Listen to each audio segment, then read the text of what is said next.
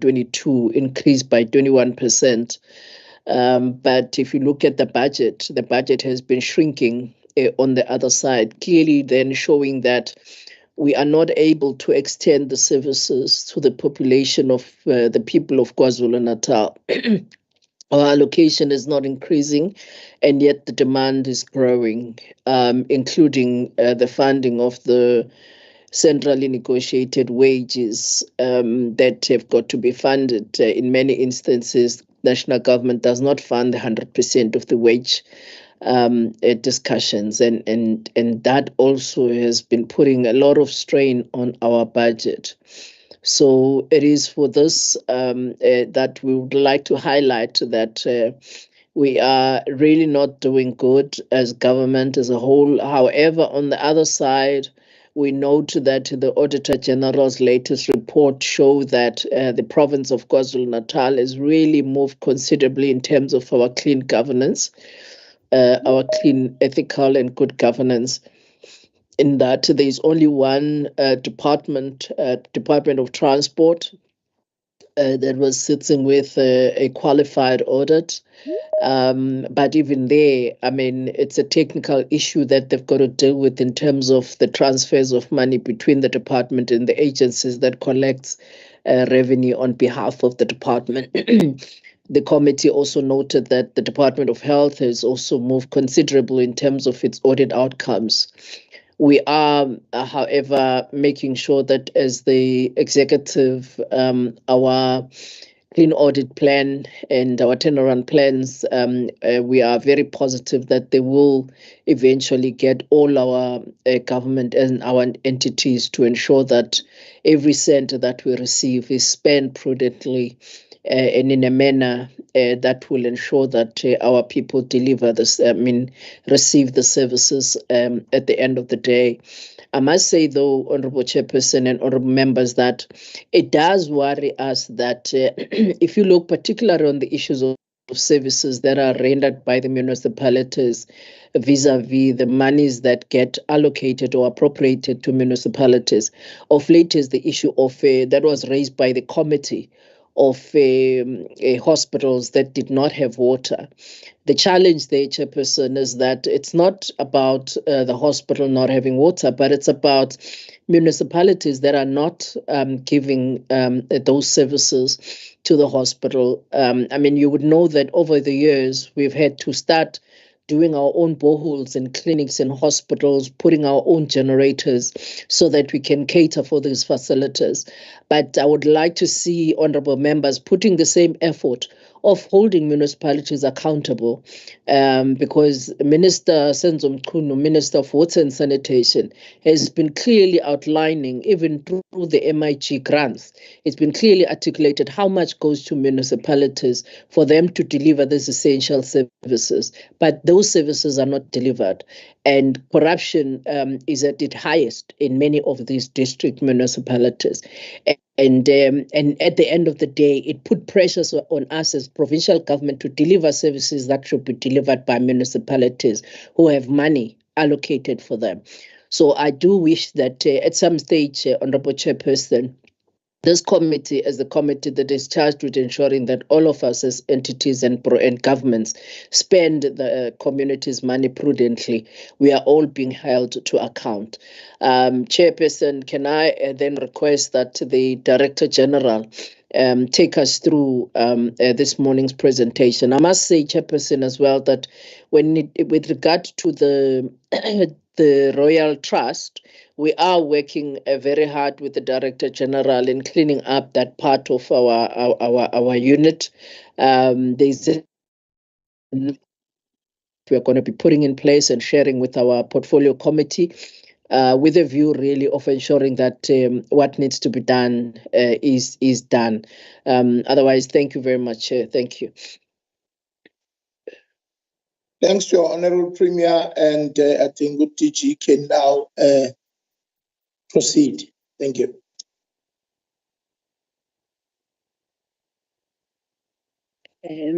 Good morning, Honorable Chairperson, Honorable Premier, Honorable members, as well as colleagues. We request that we do this presentation, which is going to be CFO Mr. Hlengwa, and then I will add if we can request the presentation to be flighted. I'm not sure whether it's us. I'm not sure, Sneh, whether it's us that is flighting the presentation or the colleagues from the legislature. Don't know.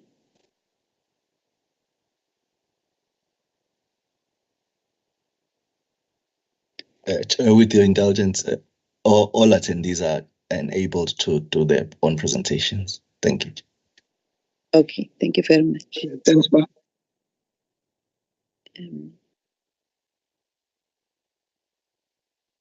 Can I request Lindelani, CFO, to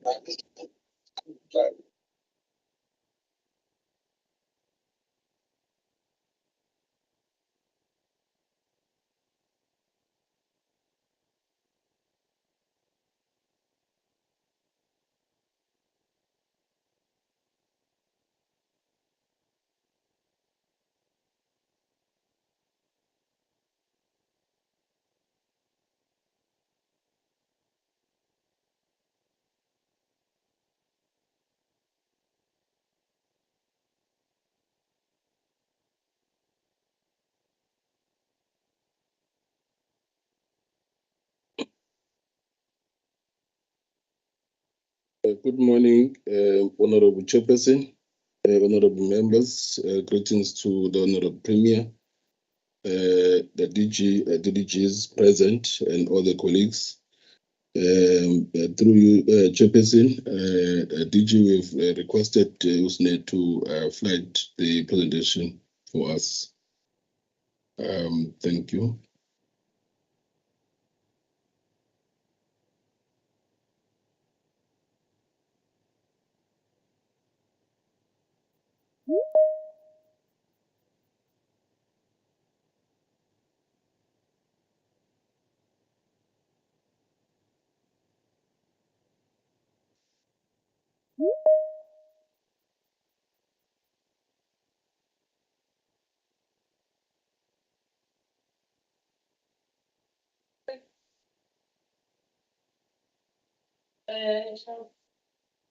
We seems to be battling on the presentation. I'm not sure if are you winning on your side, Premier's office?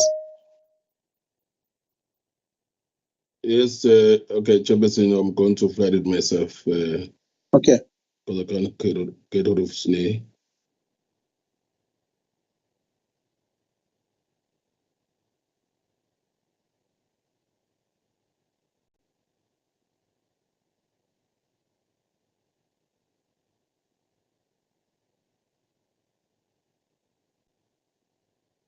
Okay, then we can proceed.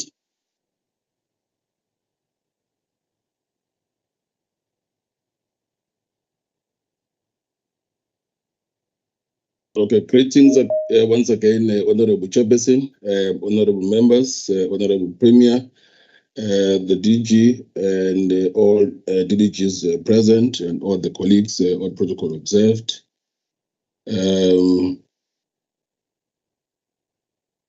Can I check if I'm audible on your side, Chairperson? Yes, you are. Audible. Yes, you are. Thank you. Okay. Honorable Chairperson and members, this is the presentation on our mid-year budget spending as of the 30th of September 2023. I will start with the analysis on our departmental revenue. The department has not collected much today in the period.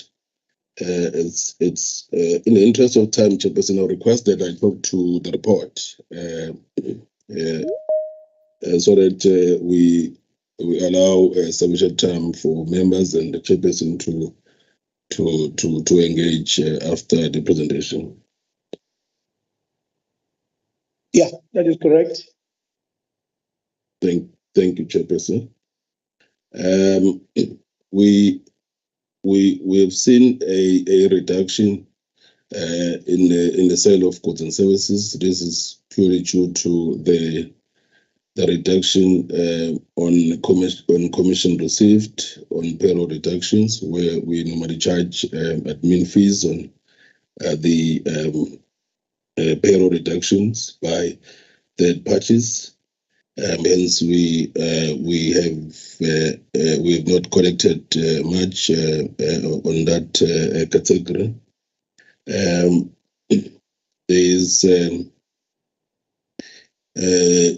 We have not received or made any auction on the sale of captured asset.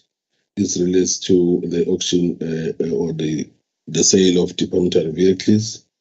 This is due to the cabinet resolution that was taken, where all departmental vehicles that are redundant would be donated to community safety toward the utilization for crime prevention. That's where the bulk of our revenue normally comes from.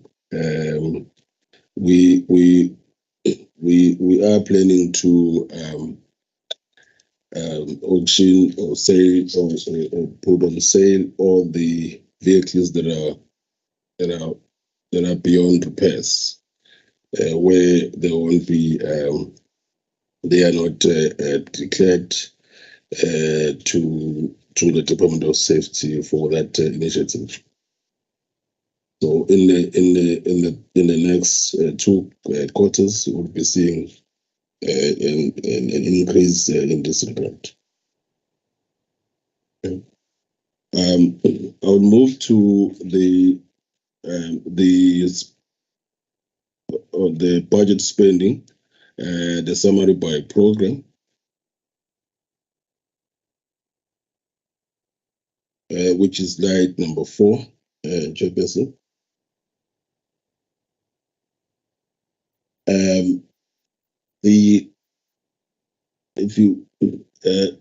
If Chairperson and members look at our this slide, it's basically presents the spending as at 30th of September by program. The department spends 46% overall in terms of the entire budget, where we are seeing program 1 being on par in terms of the spending trend of 50% by provincial set by provincial treasury.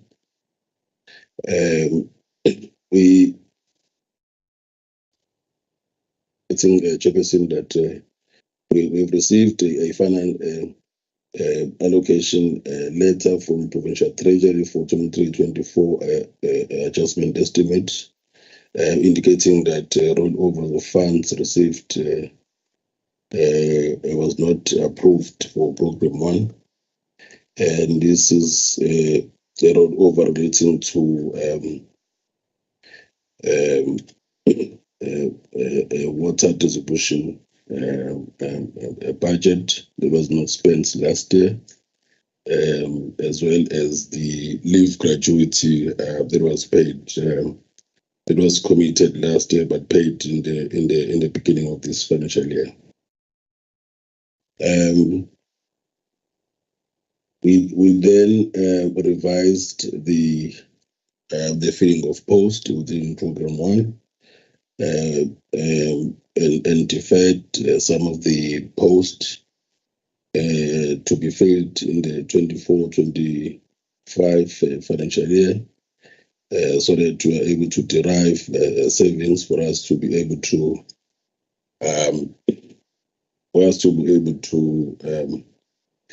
fund the rollover is not approved by Provincial Treasury in this financial year, as well as the wage increment that was implemented in April, as Honorable Pluma indicated that that also was not, there was no additional funding that was approved by Provincial Treasury in that regard. The projected shortfall for staff of 1.1 million has since been catered for. Then from the service that would be derived from the Commission of Employees, as I indicated, that we are delaying some of the posts to the next financial year. The water distribution project for 2.4 million. We've engaged with Provincial Treasury, and that rollover will be approved, but will not be allocated to Office of the Premier, but it will be channeled to the Department of Culture as they were the implementing agent of this project. If I move to Program 2, Program 2 is reflecting 48% as the budget spent, which is 2% lower than the spending trend, and we are indicating, Chairperson, that members, that there was a delay in the payment of Microsoft licenses. We normally pay Microsoft licenses in the third and fourth quarter, and invoices have been received, and they are in the process of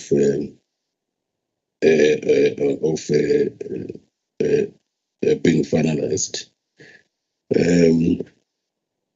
There was also a delay in the rollout of the broadband connectivity project, which will be implemented in the third quarter. And again, in this program, the way critical posts that were previously approved, we needed to identify the absolute critical post. So in that exercise, the filling of critical post was reduced to only 18 absolute critical posts that were funded under this program. This was in the view of us deriving some savings, again, for us to be able to cater for unfunded 2023-24 wage increment that was implemented in the beginning of the financial year. Excuse me. Under this program, we are reflecting or projected overspending of 31.9 million. This is mainly attributed to the 30 million for broadband initiative, and for which funds had been surrendered in the 2022-23 financial year to Provincial Treasury. And in this month, as I indicated, that we received a budget allocation for a budget adjustment, where Provincial Treasury indicated that there's going to be an additional allocation of 33 million, which will be made to the department for us to be able to implement this project, and this will no longer be reflected as a budget pressure in the next quarter.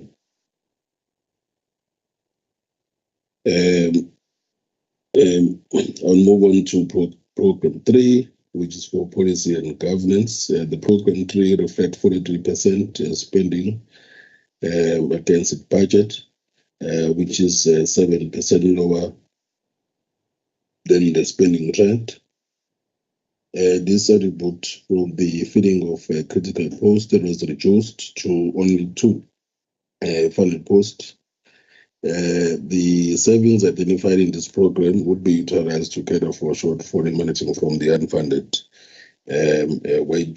wage increment. I must indicate that the 43% again in this program is a distorted figure, as the program mainly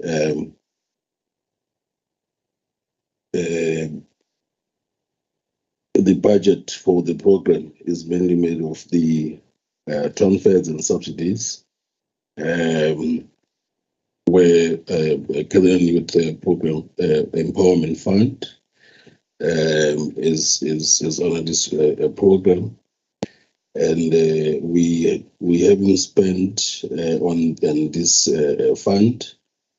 The department is anticipating to roll out various programs through partnership with business enterprises in the third quarter and the fourth quarter, for us to be able to implement this youth empowerment program. The department has engaged has partnered with Dunlop on the Dunlop business in a box concept, and requested youth who are interested in this program, in this concept, to make applications. And there were more than 80 applications received.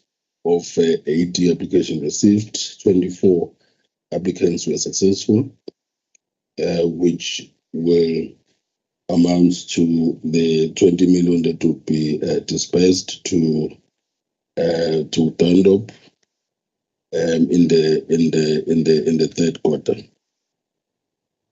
The balance of 80 billion would be rolled out by the fourth quarter, where the department intends to finalize partnership with various private enterprises, as well as the tertiary institutions. And UKZN has been engaged in that regard for SMMEs programs, where all the unsuccessful applicants in this program would be provided training in terms of various programs within the SMME space. It was one of the challenges that we identified during the evaluation process of the Dunlop business concept, was that some of the applicants couldn't be able to put up a business proposal. Hence, there was a need that the youth in the SMME space be provided with training, so that they are able to make these applications successful. We've also identified outbound project where we are allowing walk-ins, and the department has been engaged by various youth in acquiring factories out of Goodwin, and also that will be finalized in the third and fourth quarter. We are reflecting a projected overspending of 23 This is mainly relates to the 2.8 for the funding of aviation parallel program for 9 students. This amount that was reflected unspent in the prior year, which was dispersed in the beginning of this financial year, for which the rollover was not approved by provincial treasury, and we have since through the exercise of the identification of absolute critical posts, and this program was also affected, and the vacant posts that were previously identified were reduced, and so that we're able to derive some savings for us to be able to cover the rollover request that wasn't approved by provincial treasury.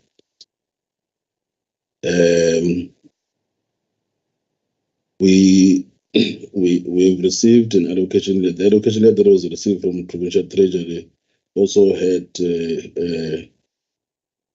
an allocation for legal fees for His Majesty the King, where we initially provided an estimate of 20 million for outstanding legal fees.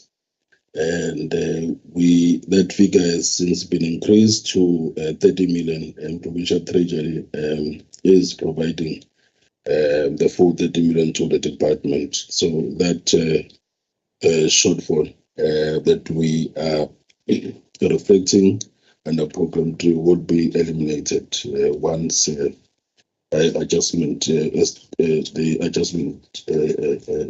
all adjustments have been effected on the system. The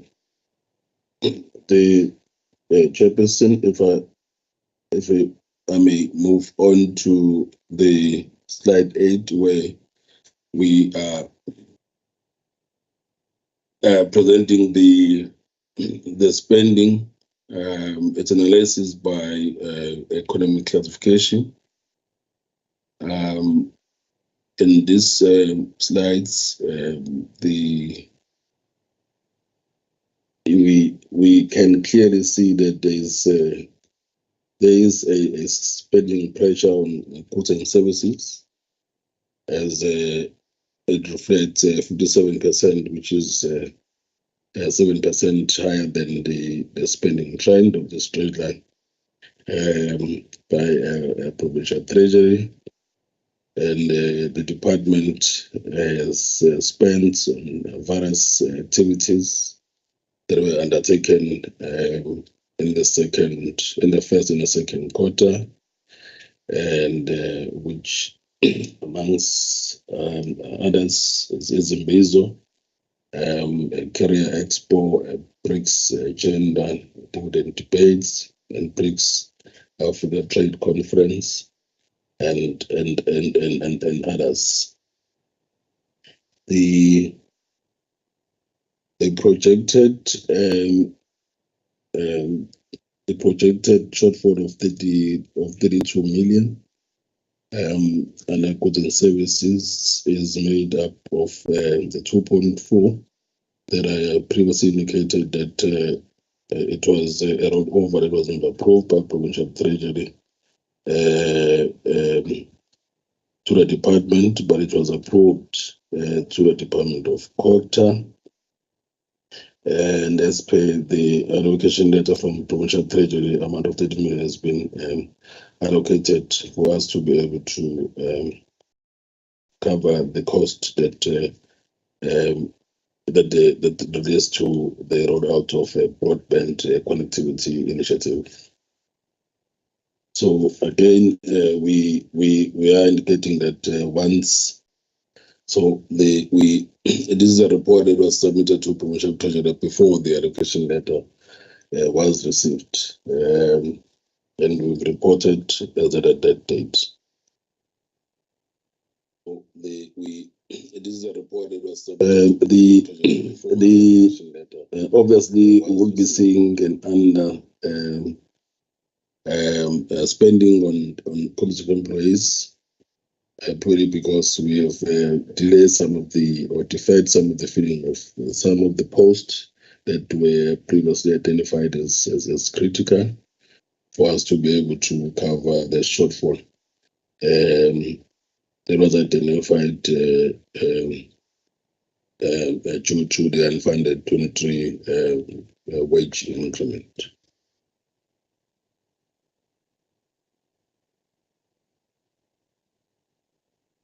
It must also be noted, Chairperson and members, that in the allocation that was received from Provincial Treasury, there was an amount of 10 million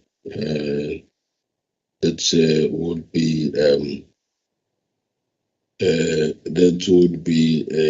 surrendered to Provincial Treasury, and for which would be channeled to Committee of Safety for Crime Prevention or Fighting Initiative in the province.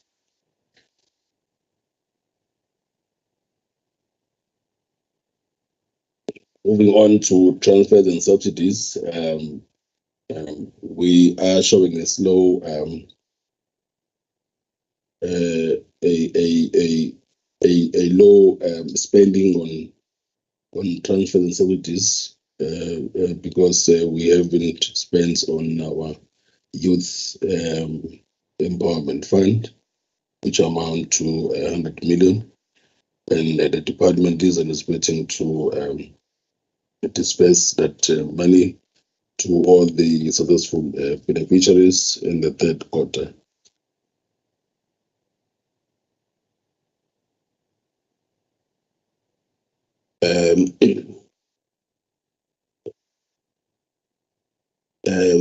Since the Midyear report projected a shortfall of 20 billion for the legal fees in respect of the of His Majesty King, so that has been increased to 30 million, and the allocation that was received from the Provincial Treasury is reflecting an additional funding of 30 million, which will be allocated to a department to cater for this spending pressure, and would be accordingly increase the allocation for the trust, or the Royal Household Trust, so that they are able to pay for the legal fees with regards to the royal family. Thank you, Chairperson. Thank you. I think it's acting CFO. Kobazela, is there any addition? UTG? Thank you, Chairperson. Not for now. Thank you very much. Okay. Honorable members, do we take all other reports and then engage, or do we engage per report?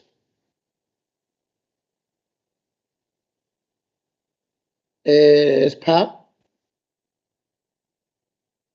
Thank you, Chair. Chair, there's only going to be one report for vote one, Chair. The Royal Household Trust report is not required at this time. Thank you, Chair. Thank you. Honorable Governor?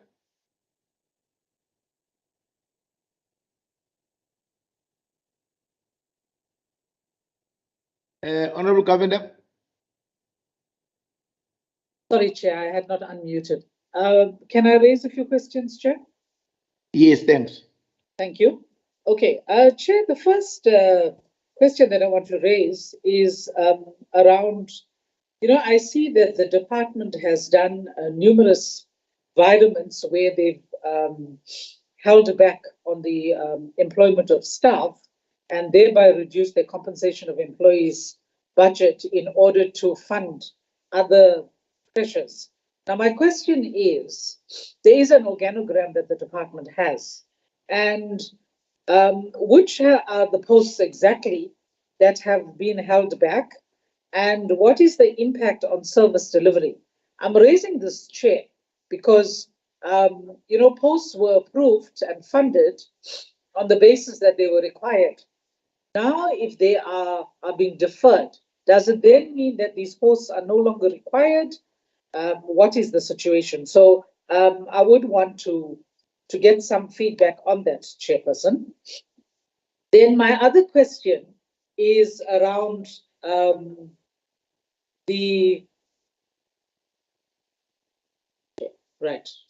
around these bursaries that had been approved for aviation students. What is going to happen with them? Are they going to be, I think it was for 9 students to study to become pilots. What is the position with that? And then, Chairperson, I also wanted to just raise the issue on this. Sorry, Chair, I put a lot of notes. Right. Chairperson, in terms of the youth employment initiative, we are told that the department has taken over the management of this initiative, which, Chair, if it is not functioning as it should be under the Growth Fund Trust, I think is a good idea. But my question is, I think they had gone into some arrangement with the private sector, something about Dunlop and whatever. And we are told that 20 of the 24 applications have been approved. So what is the value of the 4 that have not been approved? And are those going to be utilized, or they will be under expenditure on this one again? And then the last one, Chair, is around the flood, the funding, right, that was received from the AU to assist with the April 22 floods. And my issue here is that the department was unable to spend this money, and the request for a rollover was not agreed to. How is this funding for flooding still going to be available? Because really, it is required. Thanks, Chair. Thanks, Honorable Governor. Honorable members, is there any other question to the department?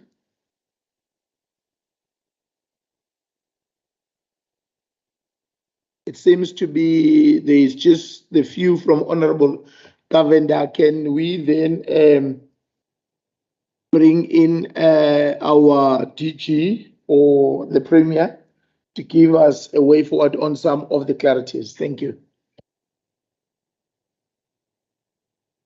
Okay, sorry. Honorable Governor. My last bite, seeing that there's nobody else. What is the position with the CFO? I note that you said acting CFO. What is the position in this department? Thank you. Thank you. Oh, the DG, I'm sure the DG is here and she'll be able to take us through. Kabaza. Thank you very much, Honorable Chairperson and members. The first question is around the posts that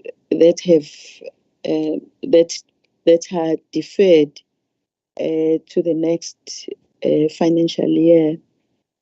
We do want to indicate that, as the Premier has already alluded to this matter, that we are sitting with an unfunded wage increment. And for us, as the Office of the Premier,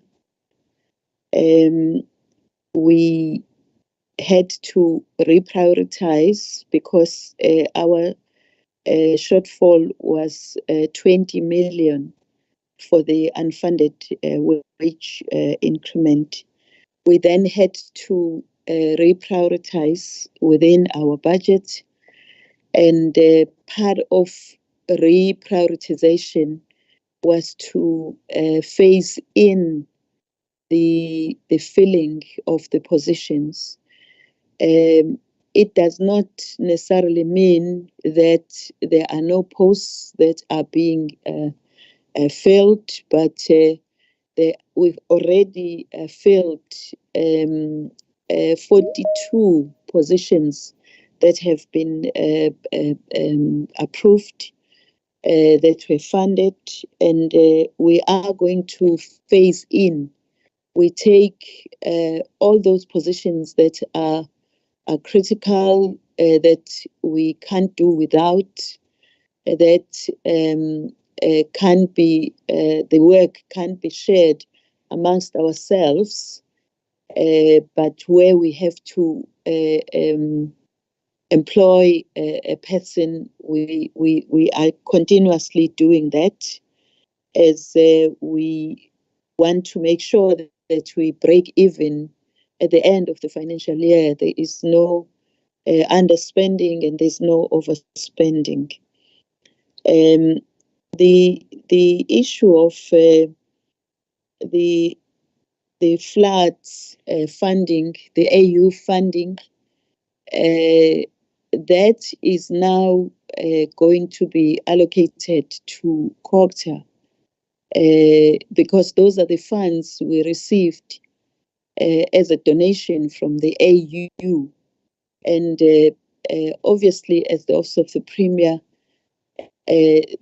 the department that is implementing on our behalf is COGTA, and the plan is in place for those funds to be spent by COGTA.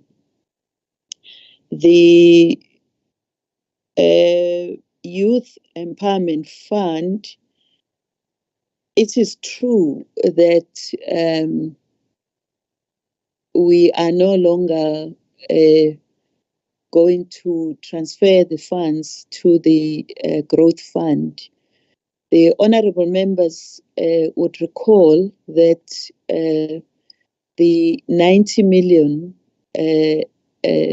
was an old allocation that we took to the growth fund, and there were many challenges and delays in as far as the growth fund dispersing those funds. Therefore, we had to come up with a strategy on how we are going to deal with the Youth Empowerment Fund. We are not dealing with any private sector that is managing the fund. It's us as the Office of the Premier. We've already established committees. We've already we have in place the terms of reference and the roadmap on how we are going to deal with this. The Dunlop is the first one that we are having a partnership with, so that there is employment that is created for young people, by young people, that we will be funding, and Dunlop will be training them. Those people do the buildings and so on and so on. And we are of the view that the business proposals that we are receiving, that we have received from young people, will be able to create jobs and empowering young people. And we are dealing with this in the third quarter, but also in the fourth quarter, we would have finalized the disbursement of now the 100 million. In as far as the bursaries for the pilots, we have reprioritized the budget. Now that we know that we are not going to get a rollover, we are going to reprioritize within the department to ensure that these bursaries are paid for. This is one of the critical and scarce skills within the province, and we would like to see these young people participating even at a commercial pilot level. Yes, Honorable Chairperson and Honorable Members, it is true that the Mr. Nhlanhla Hlengwa is the acting CFO, because the CFO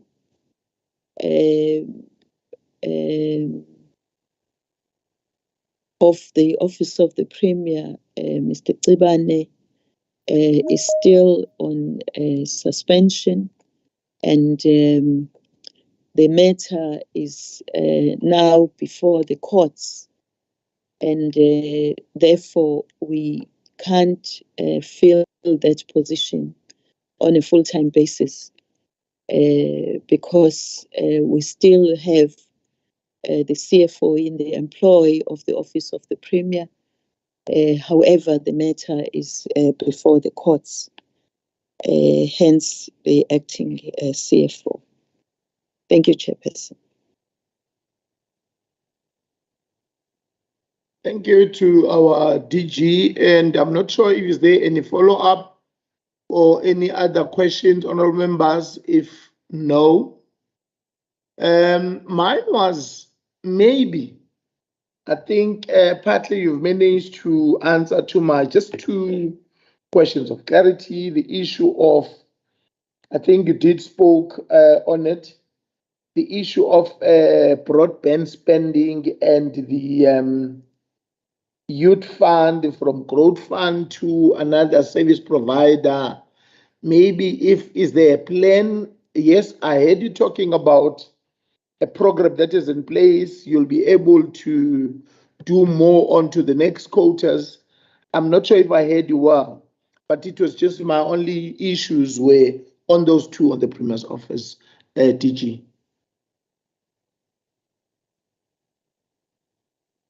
Thank you, Honorable Chairperson and Honorable Members. In as far as the Youth Fund, yes, Honorable Chairperson, the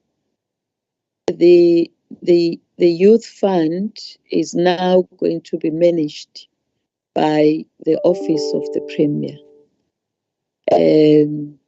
But we will have, obviously, partnerships with, for instance, we are having a partnership with Dunlop, which is a business in the box, and there are going to be 22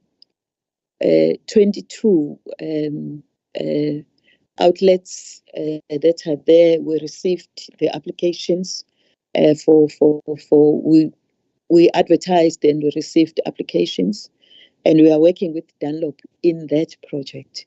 But there are other projects where there are proposals that are sent by young people in terms of how the Youth Fund operates, and we are going to have different partnerships. However, the fund is going to be managed by the Office of the Premier.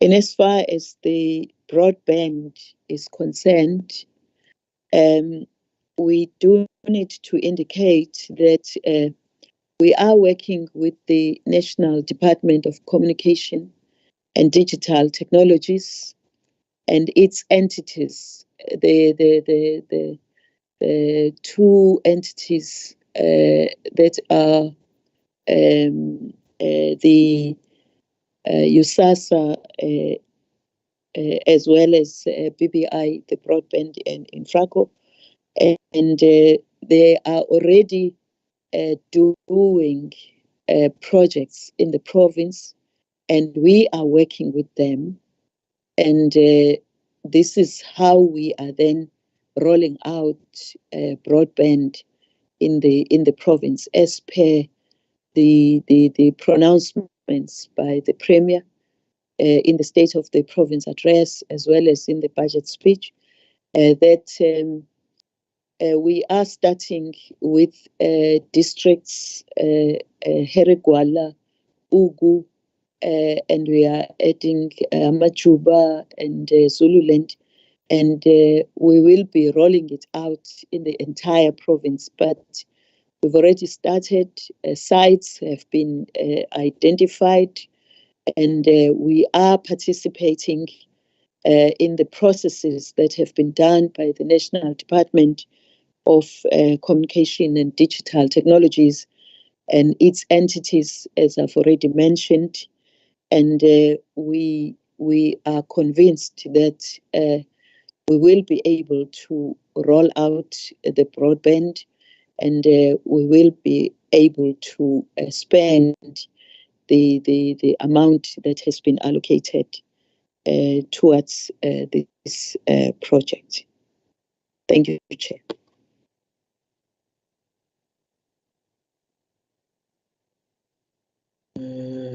Thank you, DG. I saw Honorable Madlopa. Hello? Yes, thanks, Honorable Chair. Greetings to the Premier, DG, and their team, together with my colleagues and the staff. No, thank you very much. One would want to congratulate the department for really to get the clean audit. I think one has been covered on the issue of the broadband and the youth fund, and we want to also congratulate to say that the department has got the partnership with Dunlop, and our concern was the fact that if it is now concluded, this partnership in the third quarter, is the department really going to spend all the budget for this youth fund? Because to us it's critical and important, this fund to really deal with the issue of unemployment. But what I want to check is the previous beneficiaries, whether I know that before those beneficiaries, they were in a position to be monitored, assisted, maybe for 3 years to see whether their business is really kickstarting and sustainable. What is going to happen now as we have moved to that one of the partnership for those that got those beneficiaries, if they come forward and say to what we are doing, maybe they have not yet finished 3 years, and then we change the usage of these funds, are they going to be assisted now if they come forward to say we started, this is where we are having a problem? Or are they still monitoring those previous beneficiaries so that whilst we advance, but those that we have already given finances, we see that they progress in their businesses? So that is the question and the concern that one was having around the issue of whether this particular budget is going to be spent within this current financial year, if we are starting to roll it out in the fourth quarter of this financial year. But we really appreciate the good work. We are seeing the good work that the department is doing, but we are saying they must keep it up, but also look at what has been raised also, so that we cannot reverse their recommendations that were given. Even to that one of the youth fund, there was a concern to say that maybe previously financial year 50 million was put aside. Maybe the young people will end up being discouraged if this particular fund is really not rolled in a way that it will assist us to reduce the unemployment as it was aimed for, and also attracting young people to the formal businesses. Thank you, Chair. Thank you, Honorable Madlopa. And I think our DG has heard your addition. Honestly, we have to appreciate the work that has been done. And I also agree with you, Slalo Guti, on the issue of spending. The two programs are critically important.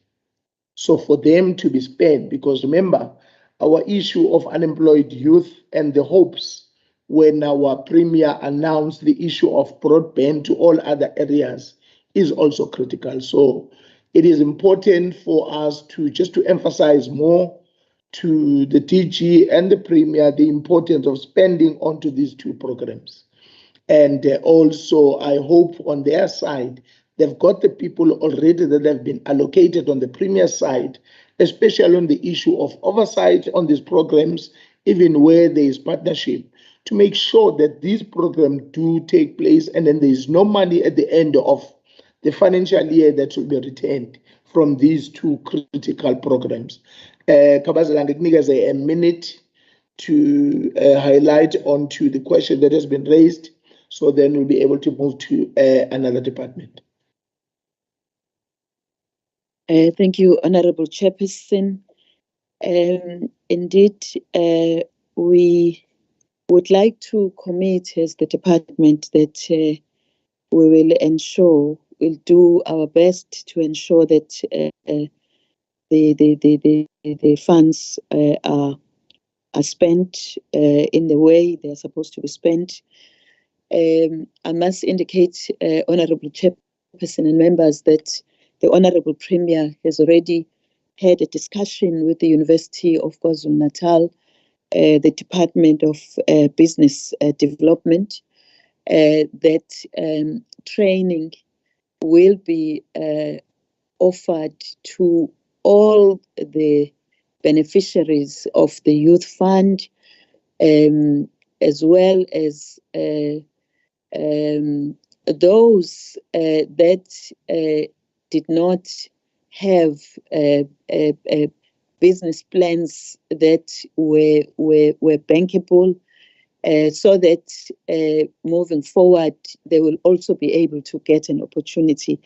But I also want to confirm that we have what we call a post-award support that is given by the Office of the Premier to all the beneficiaries, and we take them by hand in the next 3 years, so that wherever there are challenges, wherever there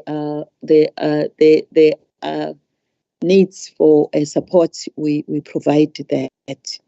We do want to confirm that, Honorable Chairperson. Thank you.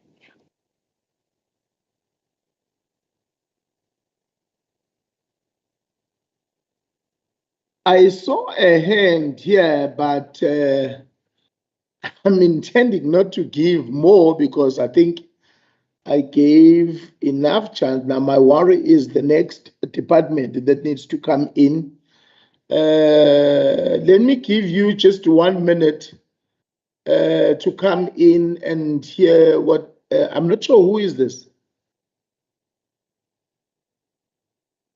Is it CM, is it Surat?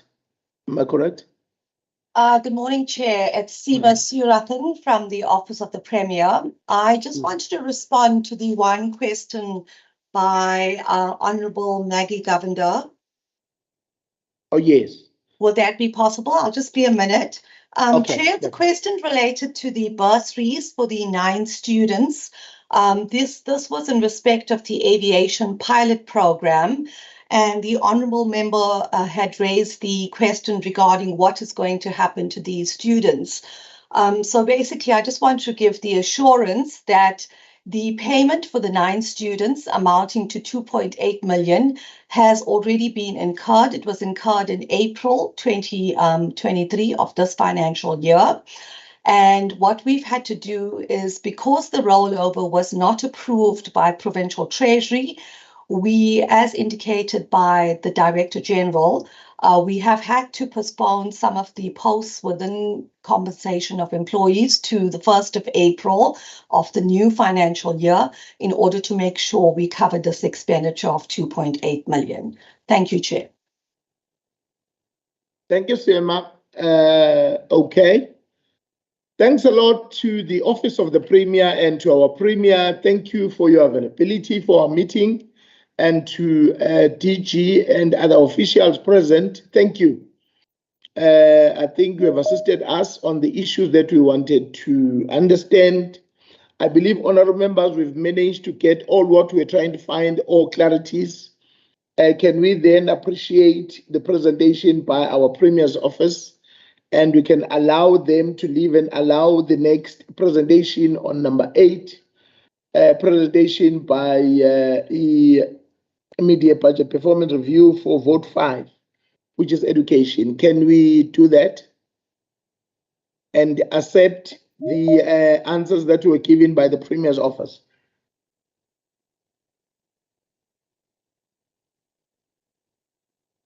Honorable members, are we covered by the Premier's office questions? Yes, Chair.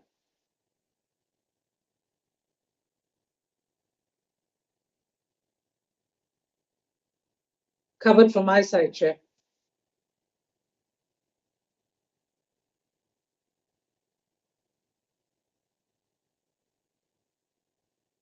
Okay. Covered, Honorable Chair.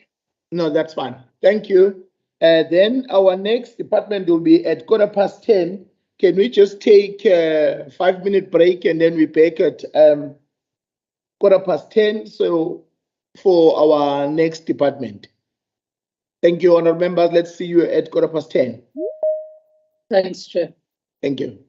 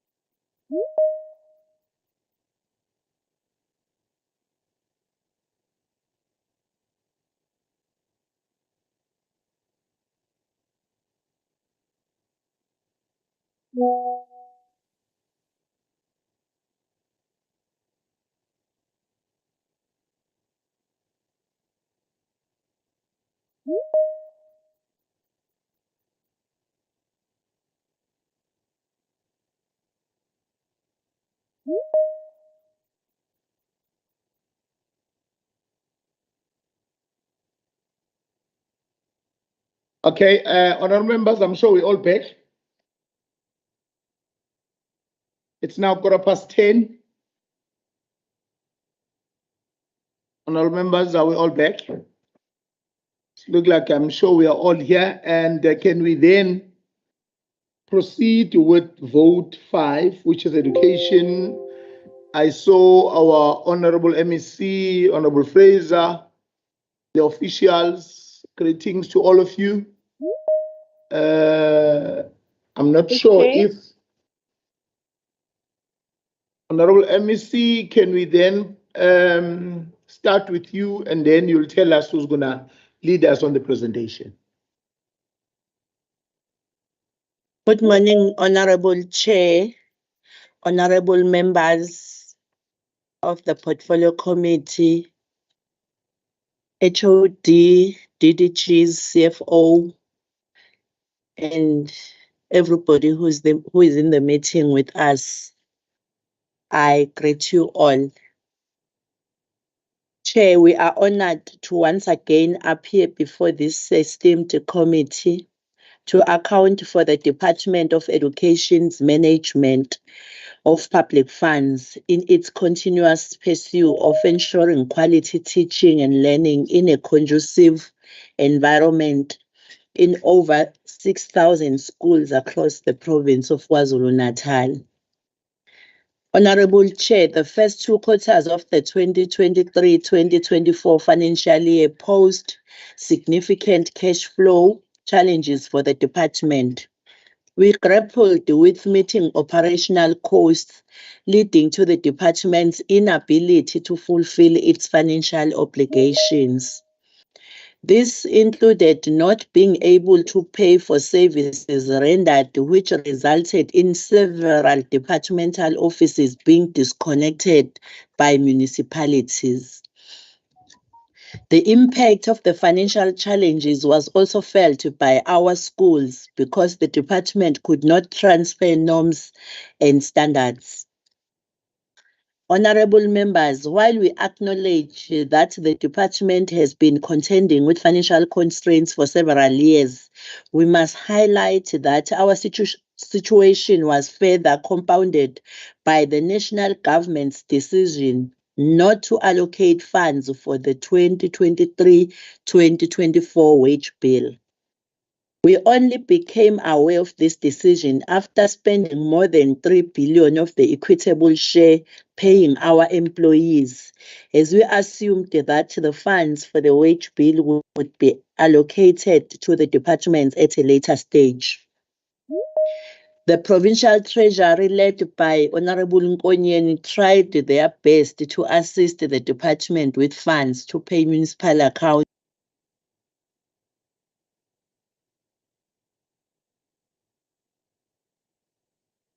No sound?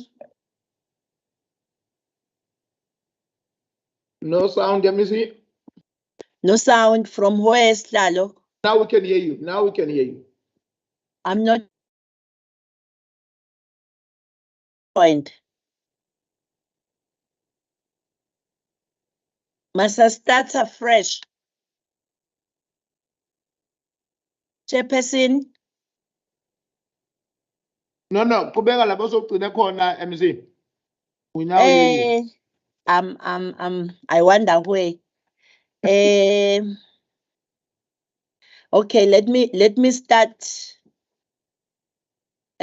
where I was saying that Honorable MEC of Treasurer was really helping you for those funds. Thank you so much. Thank you so much. The provincial treasury led by Honorable Nkonyeni tried their best to assist the department with funds to pay municipal accounts and other debts, but it proved insufficient because the gap was too wide. The situation gave me and the top management sleepless nights. We had to cut to the bone to the point where it was starting to affect service delivery, but there was simple no alternative. Service providers were demanding their money and our schools were suffering tremendously. However, after months of relentless efforts and numerous engagement with both the national and provincial treasuries, I am relieved to report that there is a glimmer of light at the end of the tunnel. Following the budget adjustment speech delivered by the Minister of Finance on the 1st of November 2023, we have received a provisional allocation letter from Treasury confirming that the KwaZulu-Natal Department of Education will be among those identified to receive an adjusted budget allocation from the National Treasury. Chairperson, the department will be receiving around 2.3 billion, which equates to 78% of the funding spent in the 2023-2024 wage bill. This falls short by 800 million of the total amount spent by the department. In the meantime, honorable members, the department is going to utilize the funds that have been allocated to honor some of the long overdue financial commitments. These include the transfer of the norms and standards to schools. In addition to paying service providers, the department is also actively working on processing the 1.5 pay progression to all eligible employees. This must be backdated to the 1st of July 2023. The department can now also implement stipend adjustment for all grade R practitioners. These practitioners will receive back pay effective from the 1st of April 2023 in line with the general salary increment for public servants. While those are underway, the department is also reviewing its programs and plans, because the letter informing us of the additional allocation also came with the news that the National Treasury will be implementing budget cuts on conditional grants. The grants are as follows. Education infrastructure grant, they will take 296 million. Early childhood development grant, they will take 8.3 million. Math, science and technology grant, they will take 8 million. HIV and AIDS life skills education grant, they will take 3.1 million. And on the social sector, EPWP incentive grant for provinces, they will take 2.2 million.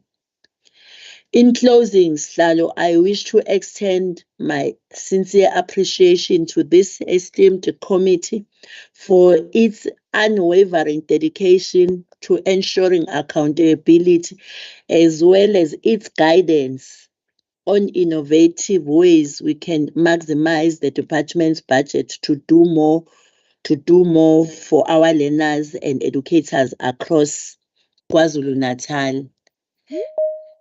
Thank you, Slalo. The CFO and the HOD will be leading us on the formal presentation. Thank you, Chairman. Thank you, Honorable MEC. Let's always appreciate your availability and the remarks we have just given us. It also, at least we must also appreciate the injection that has been given by our national minister and our treasurer to come and assist the department, because we were all aware of the challenges that we're facing the department. So we must really appreciate. Let's hope all will go well and maybe improve the challenges that were there within the department. To CFO and SOD, can we then try and focus more on pertinent issues, only so then we'll be able to pick up where we need to ask clarities and questions, try and be specific onto issues. Can I then now give to the CFO, SOD? I'm not sure who's going to lead us onto that. Thank you. You may proceed. Thank you very much, Slalo, and good morning to the honorable members of the Portfolio Committee. Indeed, the presentation is going to be led by the CFO of the department, and it's being beamed on the screen right now. So we'll hand over to our colleagues in finance. Thanks, Mapolova. Let's proceed, CFO. Good morning, Honorable Chair and Honorable MECs and Honorable members and all protocols observed. Chair, I'm going to give this opportunity to our Chief Director in Finance to do the presentation, but we will be here to answer the questions that's going to be coming up.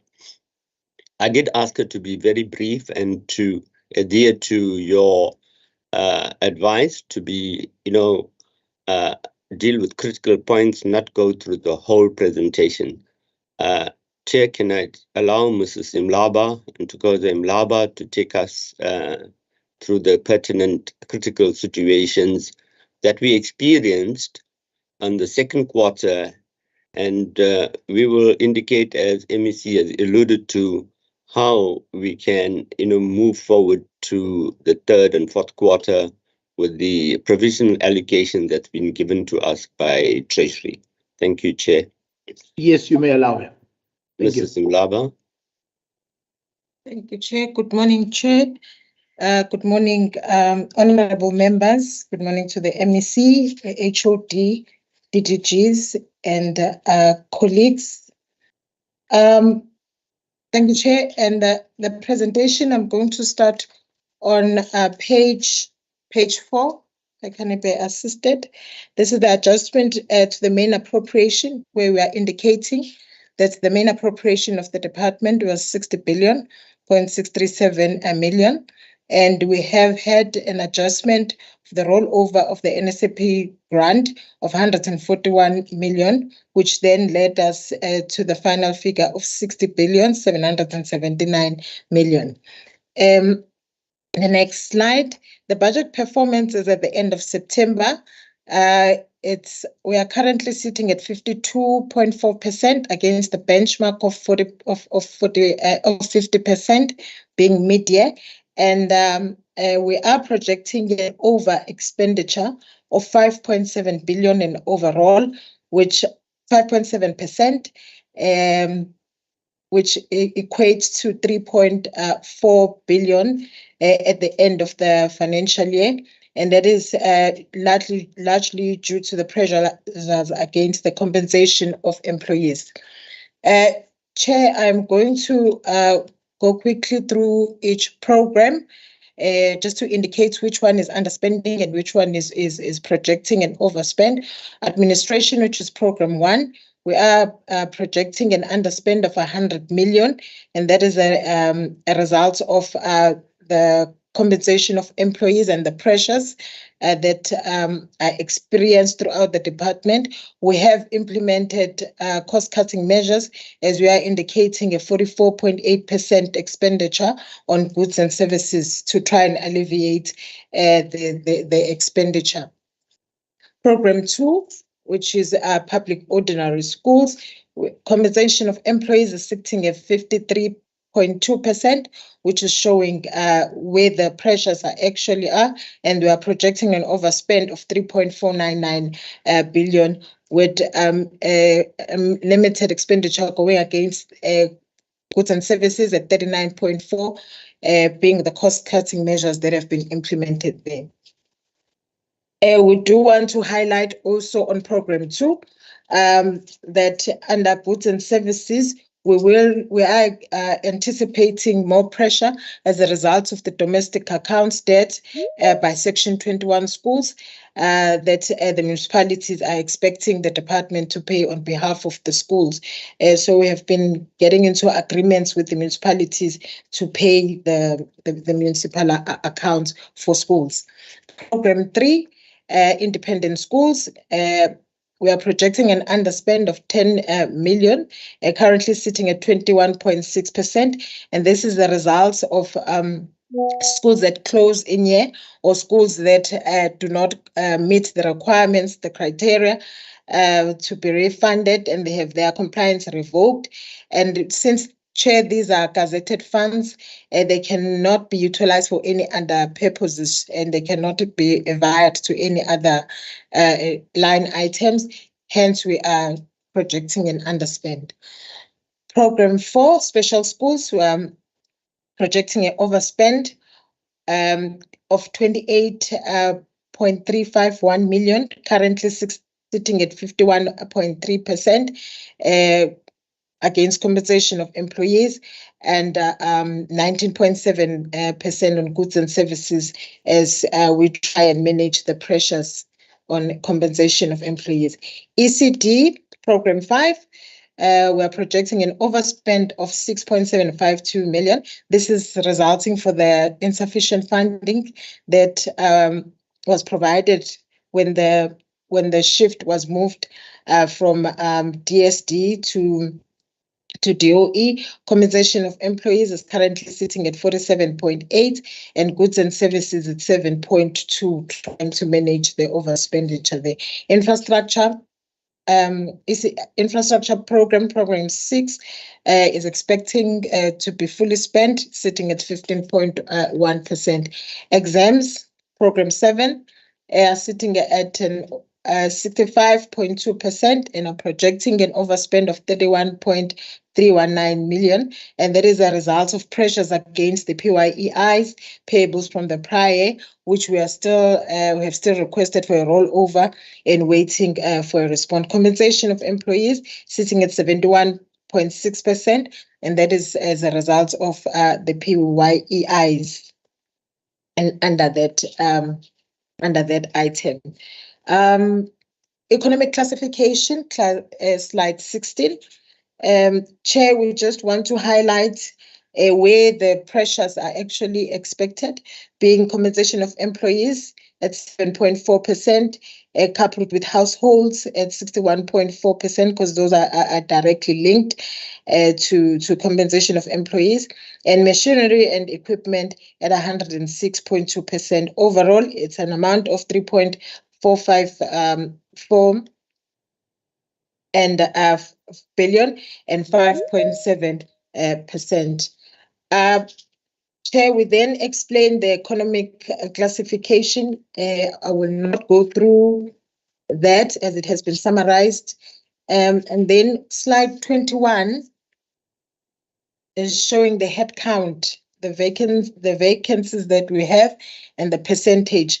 The department has a approved staff establishment of 804,000. Of that, they have at the end of September, 189,826 have been filled, which shows an overall vacancy rate of 5.5%. Of the fixed staff establishment, 6.4% is a vacancy rate, which translates to 6,841,000.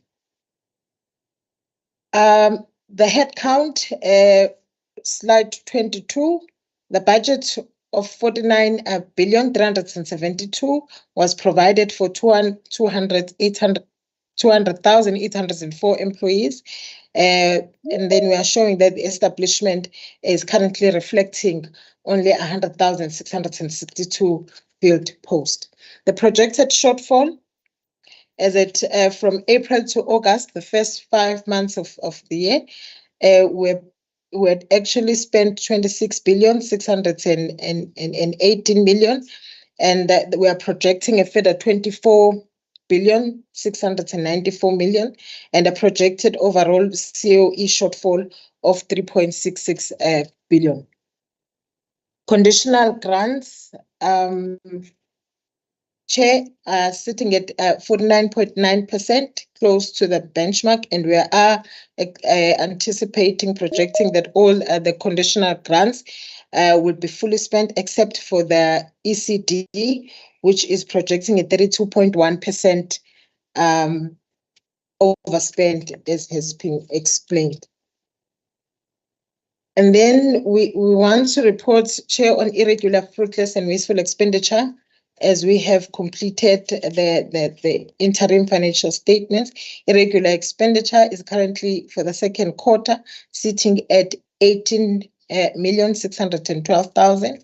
Fruitless and wasteful expenditure, which relates mainly to the interest that are arising from settlement of legal debts and payment of domestic account, it's sitting at 1,283,000. Unauthorized expenditure as projected against the COE is 3,565,000. The unauthorized expenditure is categorized per year, which is showing a cumulative effect of 965,381,000. The recommendations, the committee that it notes the financial performance on the vote on the 3rd of September, and that the committee notes the financial performance on conditional grants, and that the committee notes the irregular, fruitless, and wasteful and unauthorized expenditure at the 30th of September 2023. Thank you, Chair.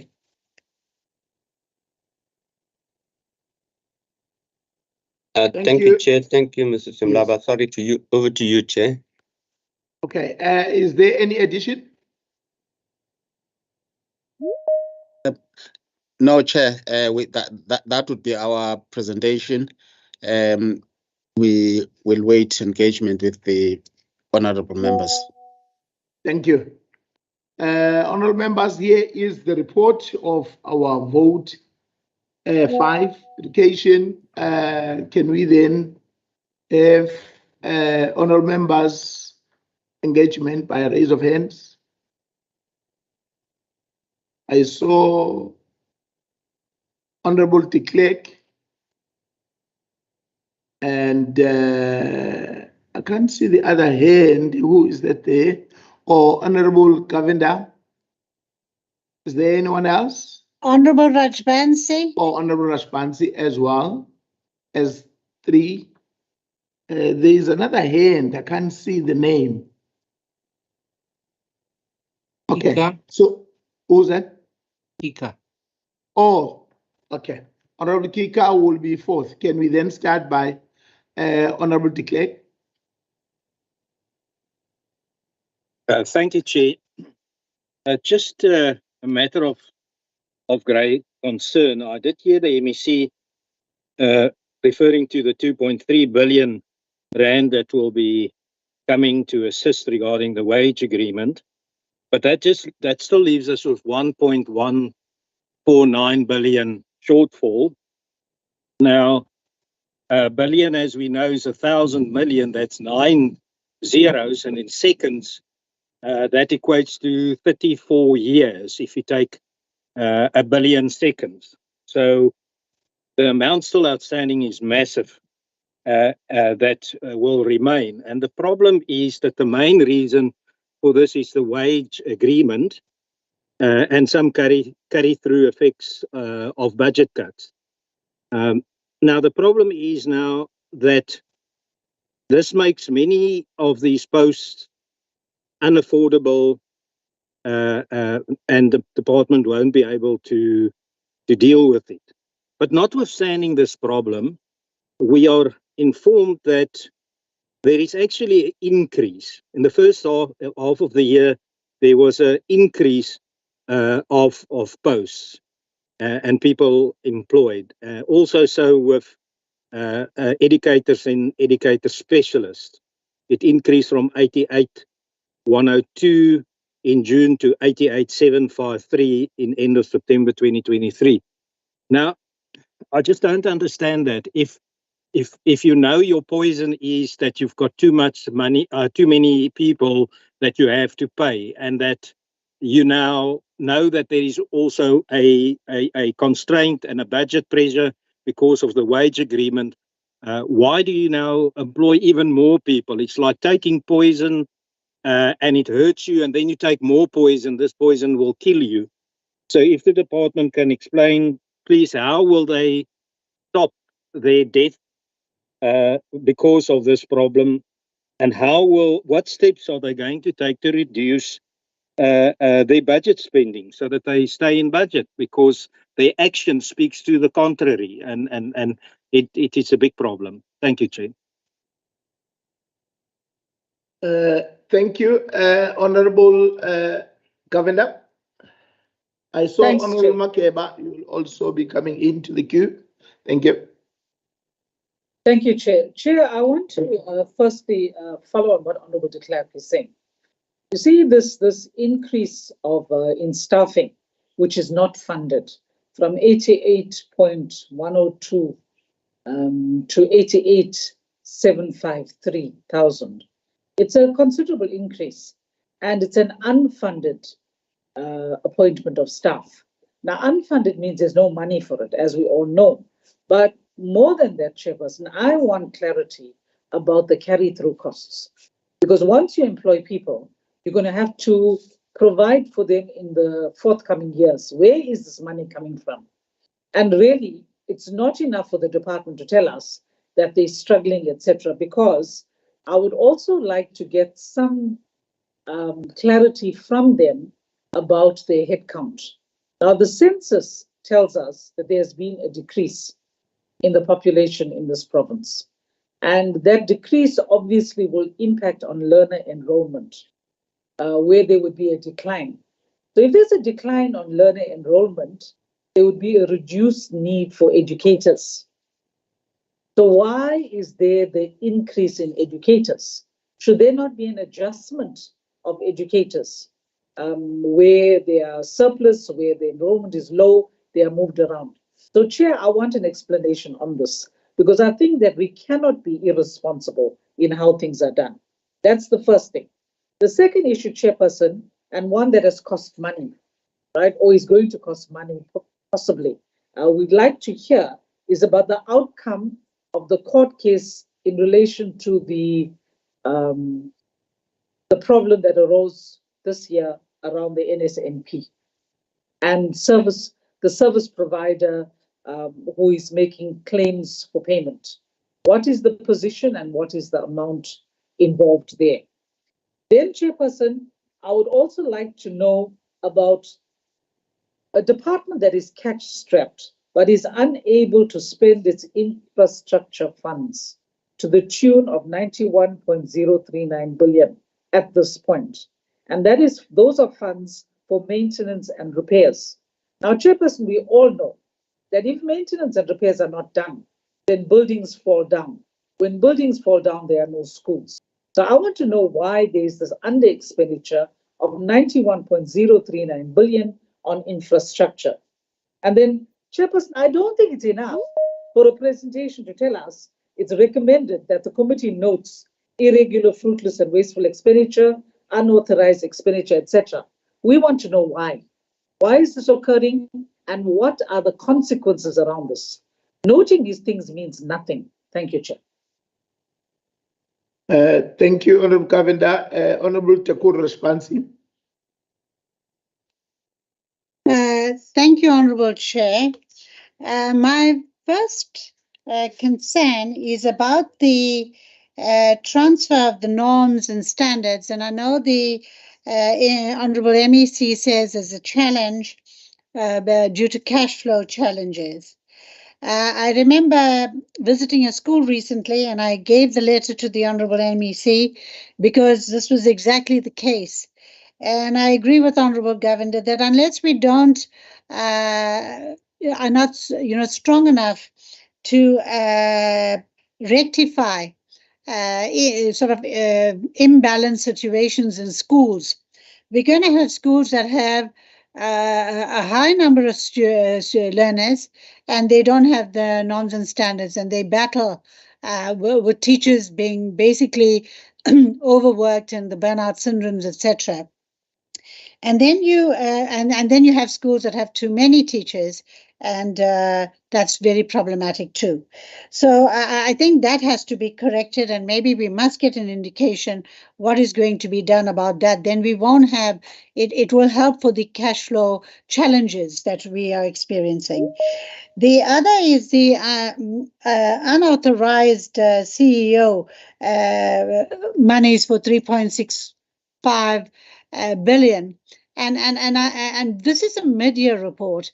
So obviously, I stand to be corrected, but wouldn't that be doubled by the end of the year if the matter is not resolved with National Treasury? Because currently it's an unauthorized expenditure, and I don't know whether Treasury will condone that, and we would be sitting with a problem.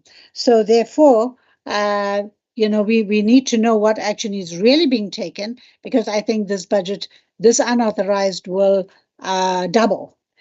Then there's the last one on the NSP, which is always worrisome because KZN always underspends on the school nutrition program.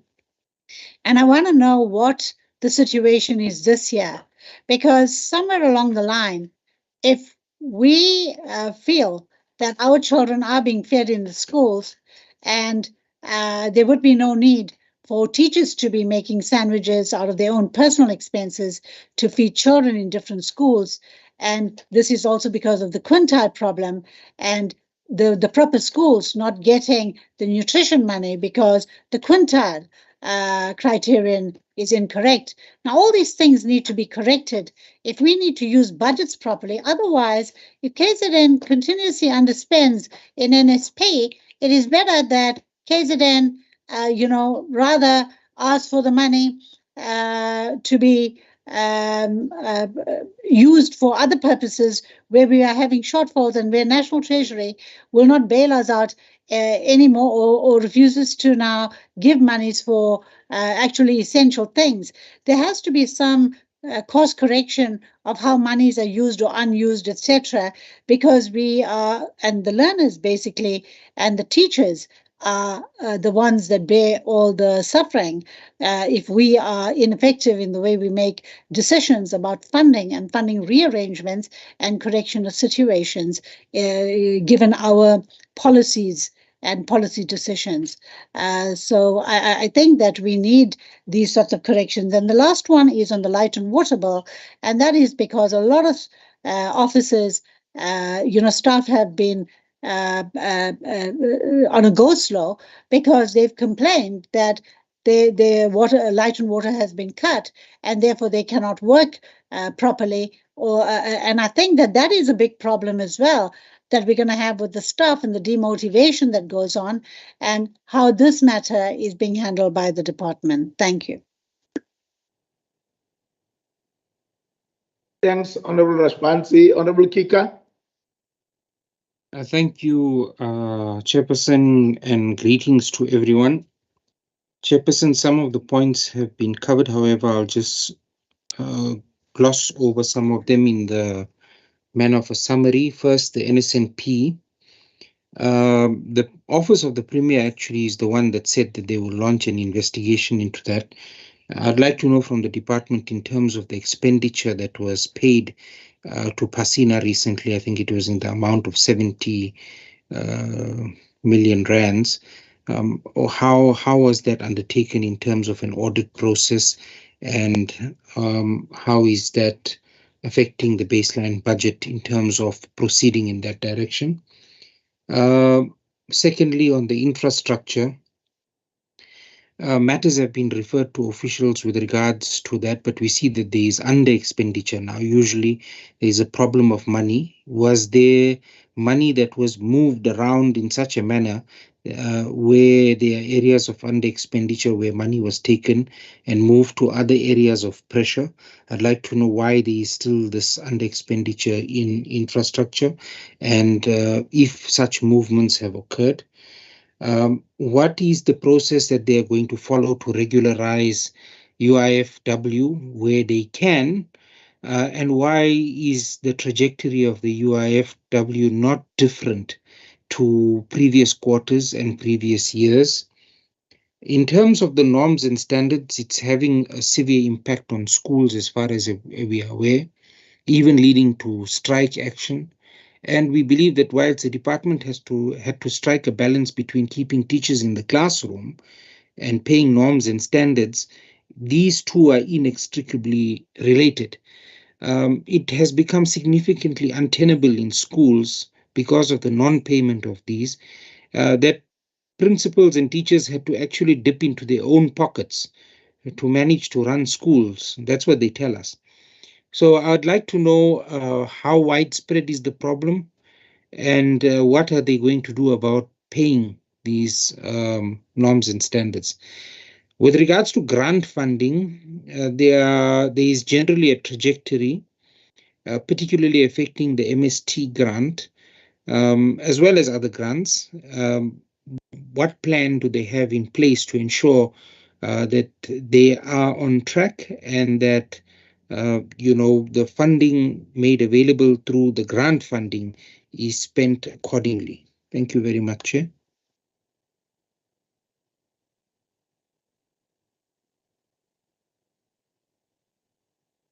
Thank you, Honorable Kika. Can we have then move to Honorable Zulu? Thanks, Chair.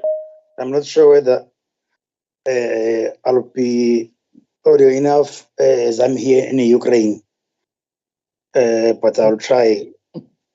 No, we can hear you, Honorable Zulu. Okay. No, Chair, let me welcome the input of the MEC, which really tells us the challenge that the department is facing. It is the challenge that we've been projecting almost when the year starts. The issue of funding for the Department of Education and Department of Health is a well-known issue that demands maybe all of us really to assist in ensuring that the department can cope. I know that a treasurer, national treasurer, is coming up with some interventions, but I don't think they are enough. When I look to the ECD, I want to just get to the ECD. I was thinking that, Chair, when ECD was migrating from DSD to Education Department, they had their own budget. I want just to get clarity whether is that budget coming still exist? The budget that migrated from DSD to education, is that budget helpful? I know for the fact that the sites of ECD centers were not that much clearer, and we're not talking to the program of education. Hence, education has their own way of dealing with the issue of payments. And that side of DSD, I'm not sure whether they were using bus or what type of payment. And on the side of education, there was that challenge in identifying even those sites of which they are now giving a department a challenge in terms of payment. I'm being covered with the one for NSNP in terms of dealing with the Pasina, although it has been now a burden to the department. The compensation of employees, I think that's the one challenge. And I'm happy that the National Treasury has intervened to that one also. It will at least relieve the burden. I know the pressure that the MEC and the department had with the social partners. I hope that one will be resolved. Although it's not enough. When you look to the money that they are allocating to the department, it's just a portion and it will not assist. Hence, the funding norm of Treasury, I think it's not good enough for the province of KwaZulu-Natal. Let's agree, Chair, that at least the department should do something. I'm not sure whether is it the right platform, this one, but if the Portfolio Committee of Education can come up with a program that says there must be an in-source of some of the programs within the department, the issue of security within the offices, the issue of cleaning, at least we must come up with a plan that will eliminate or reduce the expenditure to that one, so that we don't spend much outsourcing that provision of the department, rather than we have people that are employed by the department, at least using a grant or what, a grant funding, instead of outsourcing as in a tender form. Maybe it will assist so much with these challenges the department that is facing. And also the funding of the independent schools. I think it's a huge amount we need to reduce in terms of funding independent schools, public and special schools only for now. And we need maybe a funding norm that will determine whether do they really need to fund the independent school, and what informs the funding of the independent schools at this juncture. Thanks, Chair. I submit. Thank you, Honorable Makeba. I think I've exhausted all the hands that we have. Mine will be just two. I will not repeat what honorable members have covered me on. Just on the last two, on the issue of staff debt, staff current debt and the old debt, is there a plan in place? And also in some of your report, I saw some IT system that has been acquired to assist in this case. That will be mine. And then I will then refer it back to the department to answer to the questions by members of this committee. Thank you.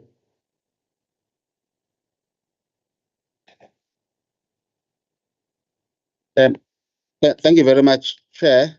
Thank you very much, Chair, and thanks to the honourable members for the contributions that they've made and the questions that they've asked seeking clarity.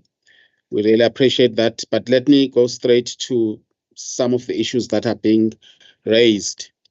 I think Honourable de Klerk, I think correctly points out the fact that although National Treasury is going to be funding the wage adjustment as a result of the CPC resolution of 2023, it's not going to fund it to the full. And the MEC indicated that the wage adjustment is going to be funded to the tune of 78%, and 22% to us. That remains unfunded is a lot of money, and Honorable de Klerk is actually correct.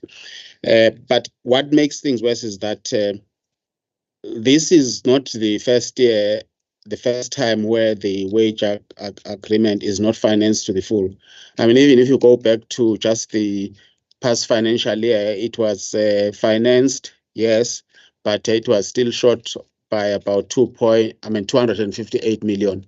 The years before, again, there were always shortfalls, and some of the problems that we have are as a result of the accumulation of those shortfalls that were there even before the 2023 shortfall.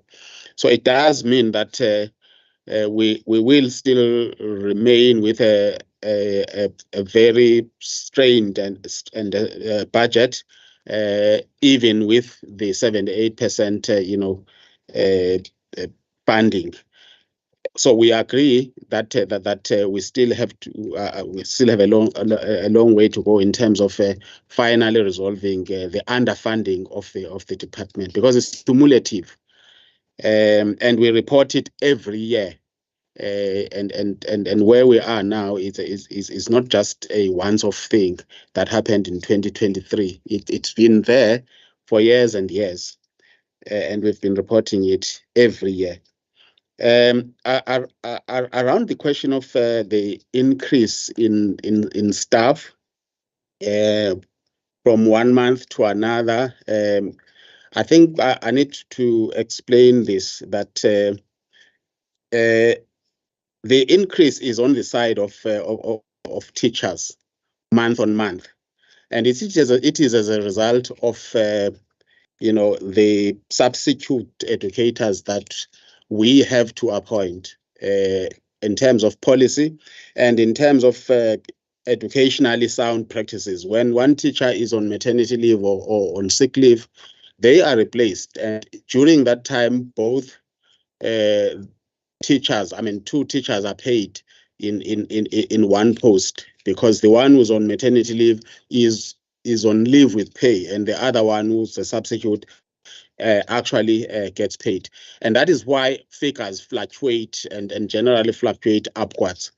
But there's nothing we can do. We can't refuse to appoint a substitute educator, because it would mean the learners will remain without a teacher for that duration. Even after doing what we now do, where we don't provide a substitute on every occasion, just to try and control minimize the over expenditure that results from this. There are still posts that we cannot afford not to fill.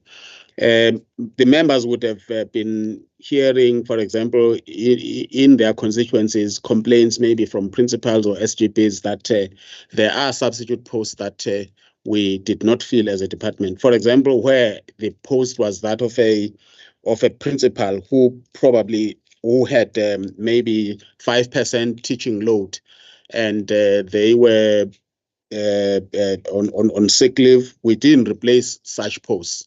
All we did would be to just put the deputy principal as an acting person and not supply any substitute, because we were obviously trying to control that. And against massive pressure from unions and SGPs, it's something that we had to do to try and control the over expenditure. If we didn't do that, things would actually be worse than they are. So there are controls really in terms of substitute educators. We don't just allocate it; we look at it on a case-by-case basis. But one thing that has been noted is that even with that increase, it's still below 90,057, simply because we're not using all the substitute posts that we should be using if we had enough money. So the members must note that that increase is not an increase above the total number of posts that the MEC had actually created, which is 90,057. Honorable Governor, following up on that question, says what happens with the carry through posts? With the carry through costs. But I think that has already been responded to. Substitutes won't necessarily have carry through costs because we appoint a substitute for 3 months or for 4 months if it's maternity leave, or for 1 month if it's ordinary sick leave, depending on how many days the doctor has given the educator. There are no carry through costs after the termination of the contract. But all we have to do in the best of times is to ensure that we never go above 9,057. But you will see that even if you look at our month by month, statistics, there is no month where we were above 90,057, simply because we were controlling the rate at which we supply substitutes. There are many requests for substitutes that we turned down, and requested schools to actually reshuffle the workload within the among the teachers that they have, so that we don't add an additional teacher in that. But we didn't succeed in every case. There are cases where there was just no way you were not going to give a substitute educator. Now, carrying on with Honourable Governor's questions, one on learner enrollment or on decrease of population in KZN, which the Honourable Governor says should surely result also in the decrease of learners.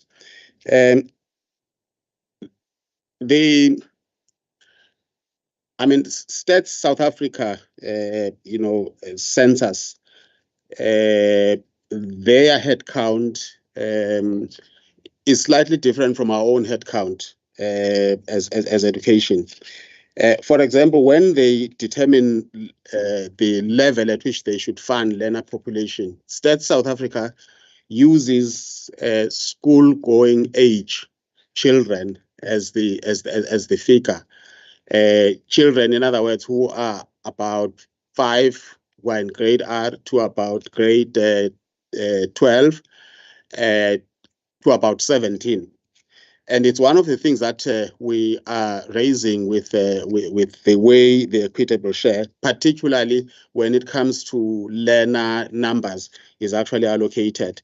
Because if you say you are going to take a population of between 5 or 6 to 17, because that's the age at which grade 12,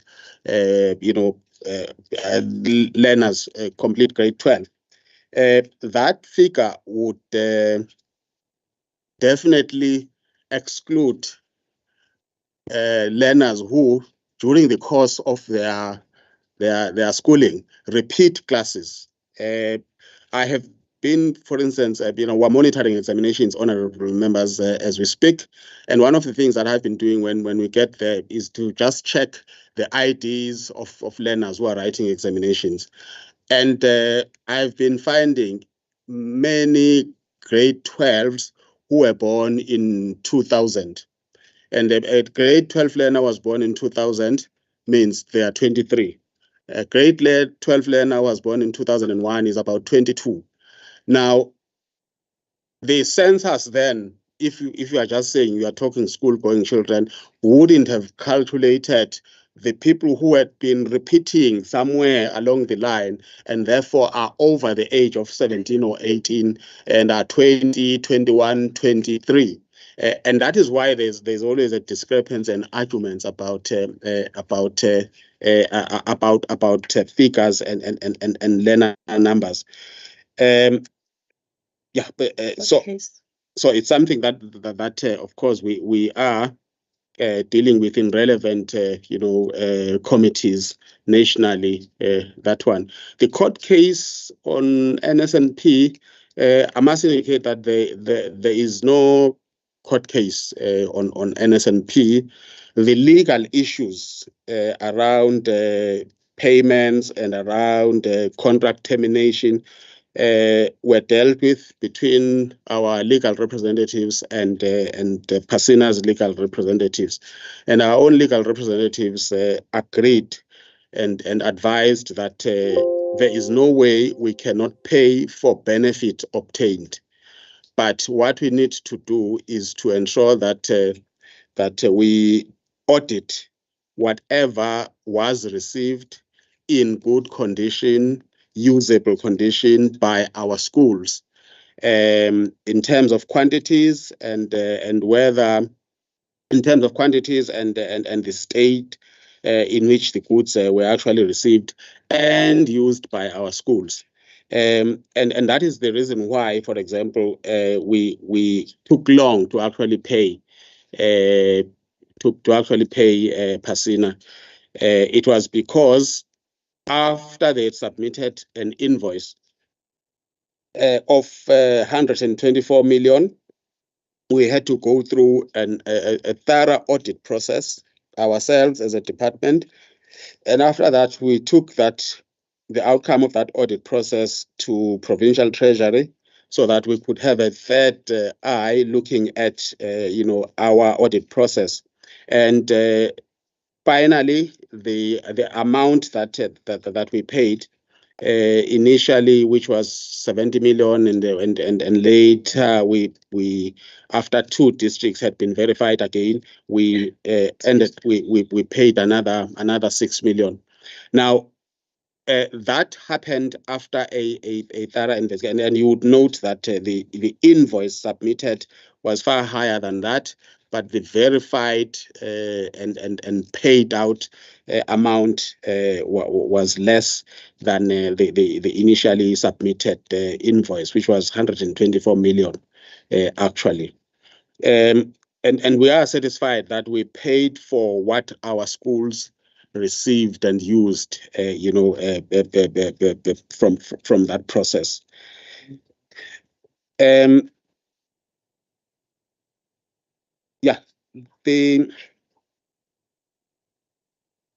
I think Honorable Radbansi speaks to issues of norms and standards to schools, and she's asking the extent to which that really affected many schools. It's true that there were schools that were affected, but honorable members must remember that we gave our schools a tranche of their norms and standards, and therefore not all of them actually had that problem of not having resources, because like the MEC indicated earlier on, Provincial Treasury had assisted us to actually pay something towards norms and standards. What the schools have been complaining about is the second tranche. But we had paid them something, and the majority of our schools actually didn't have problems. I understand, and we agree that there are schools which were really struggling, but the majority of them really still had money and still have money from the tranche that was previously paid to them. The main pressure now that even our schools are giving us is that of paying for LTSM, and that part has been captured on bus already, and 90% of our schools, I think, received money today, actually. Yeah, yesterday and today, 15th and 17th, which is tomorrow. So some of our schools received money yesterday. Yes, and before they received the money, we had already, as a department, the head of department had already issued an instruction to them to say, place orders for LTSM. Place orders because although we still have financial challenges, those financial challenges will be resolved. So when the financial challenges are resolved, they must find every school ready, having placed the orders. But schools that receive money through central procurement, all of them, 95% of them now have received it. And I mean, LTSM and textbooks and stationery is in our schools as we speak. In fact, in spite of all our financial problems, textbooks are in our schools today, and we're just following up on the Section 21C schools, which also have already ordered and now that they are starting to receive, money for norms and standards, they will also now be able to pay their service providers for the books that were ordered. Quintile ranking.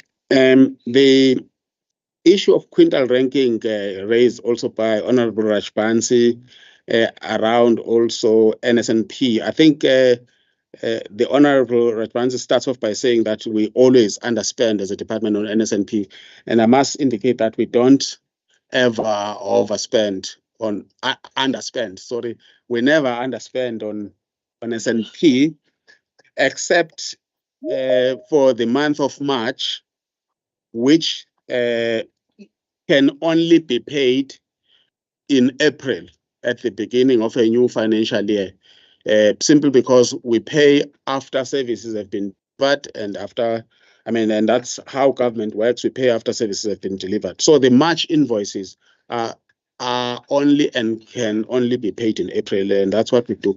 But with that under expenditure, which is for March, we always get a rollover. And even this year, we have been able to get a rollover because Treasury understands that we couldn't have paid in March for March invoices. We can only pay in April. That's why we've never struggled to get a rollover for what would look like an under expenditure as we close our books on March 31 every year. So there's no under expenditure then. On quintiles, of course, review.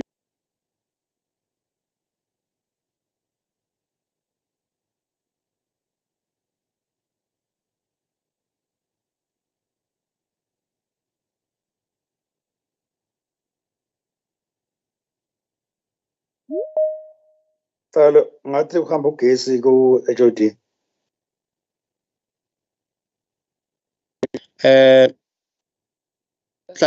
Thank you.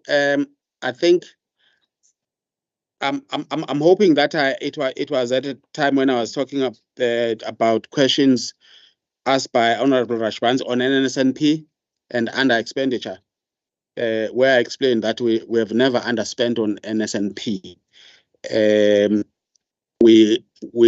The only month that we pay in April is March, because we pay for invoices after we've checked them and after they've been received at the end of the month. And we always get a rollover for that seemingly under expenditure, which occurs in the last month of the financial year. On NSNP again and quintiles, I was saying that we follow learners to wherever they are. Learners from poor families, we follow them even in quintile 5 schools, even in quintile 4 schools, and we feed them there. So no learners struggles because they are attending a quintile 4 school when in fact they are coming from a poor background. The Honorable Rajbansi also talked about light and water bill. Yes, indeed, because of the unfunded wage adjustment, we find ourselves struggling to pay our bills, including lights. And that was exacerbated by the fact that schools were owing anyway, even before 2023. Schools were owing, and that is why some municipalities cut off our electricity, and they actually cut off our electricity in our offices, which offices were not owing, but they cut us off because of historical debt owed by schools, not even a 2023 debt. Schools were, particularly in eThekwini and Umsunduzi were, are owing some historical debts, which we are dealing with the relevant municipalities. But it just shows how the non-funding of the wage adjustment affected the department and its cash flow, because it actually meant that there would be months where the department would have just paid salaries and there was nothing left to deal with services, goods and services. There was actually nothing left. Honorable Kika's question was related to Honorable Governor's one in terms of NSNP. I think I've already explained that we audited the goods, the food received, the quantities, the qualities, as per reports from our own officials who received the food in those distribution centers, signed off for it, and we only paid for whatever was received in good order and usable by our schools. And we had been legally advised that there's no way you can not pay for what we have received and used, because then if they took us to court, we were not going to be able to win, because all they would prove is that we actually received deliveries of those food items. But I also explained that we paid far less than the invoice that they'd submitted because of the audit process that we went through together with Provincial Treasury. On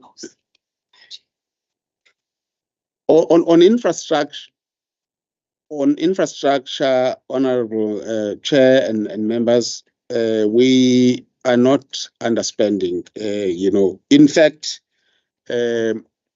we generally overspend or spend at 100%, and evidence can be shown that over the last few years we've been receiving grants from DORA because other provinces had failed to spend on infrastructure, and it ends up being allocated to us for us to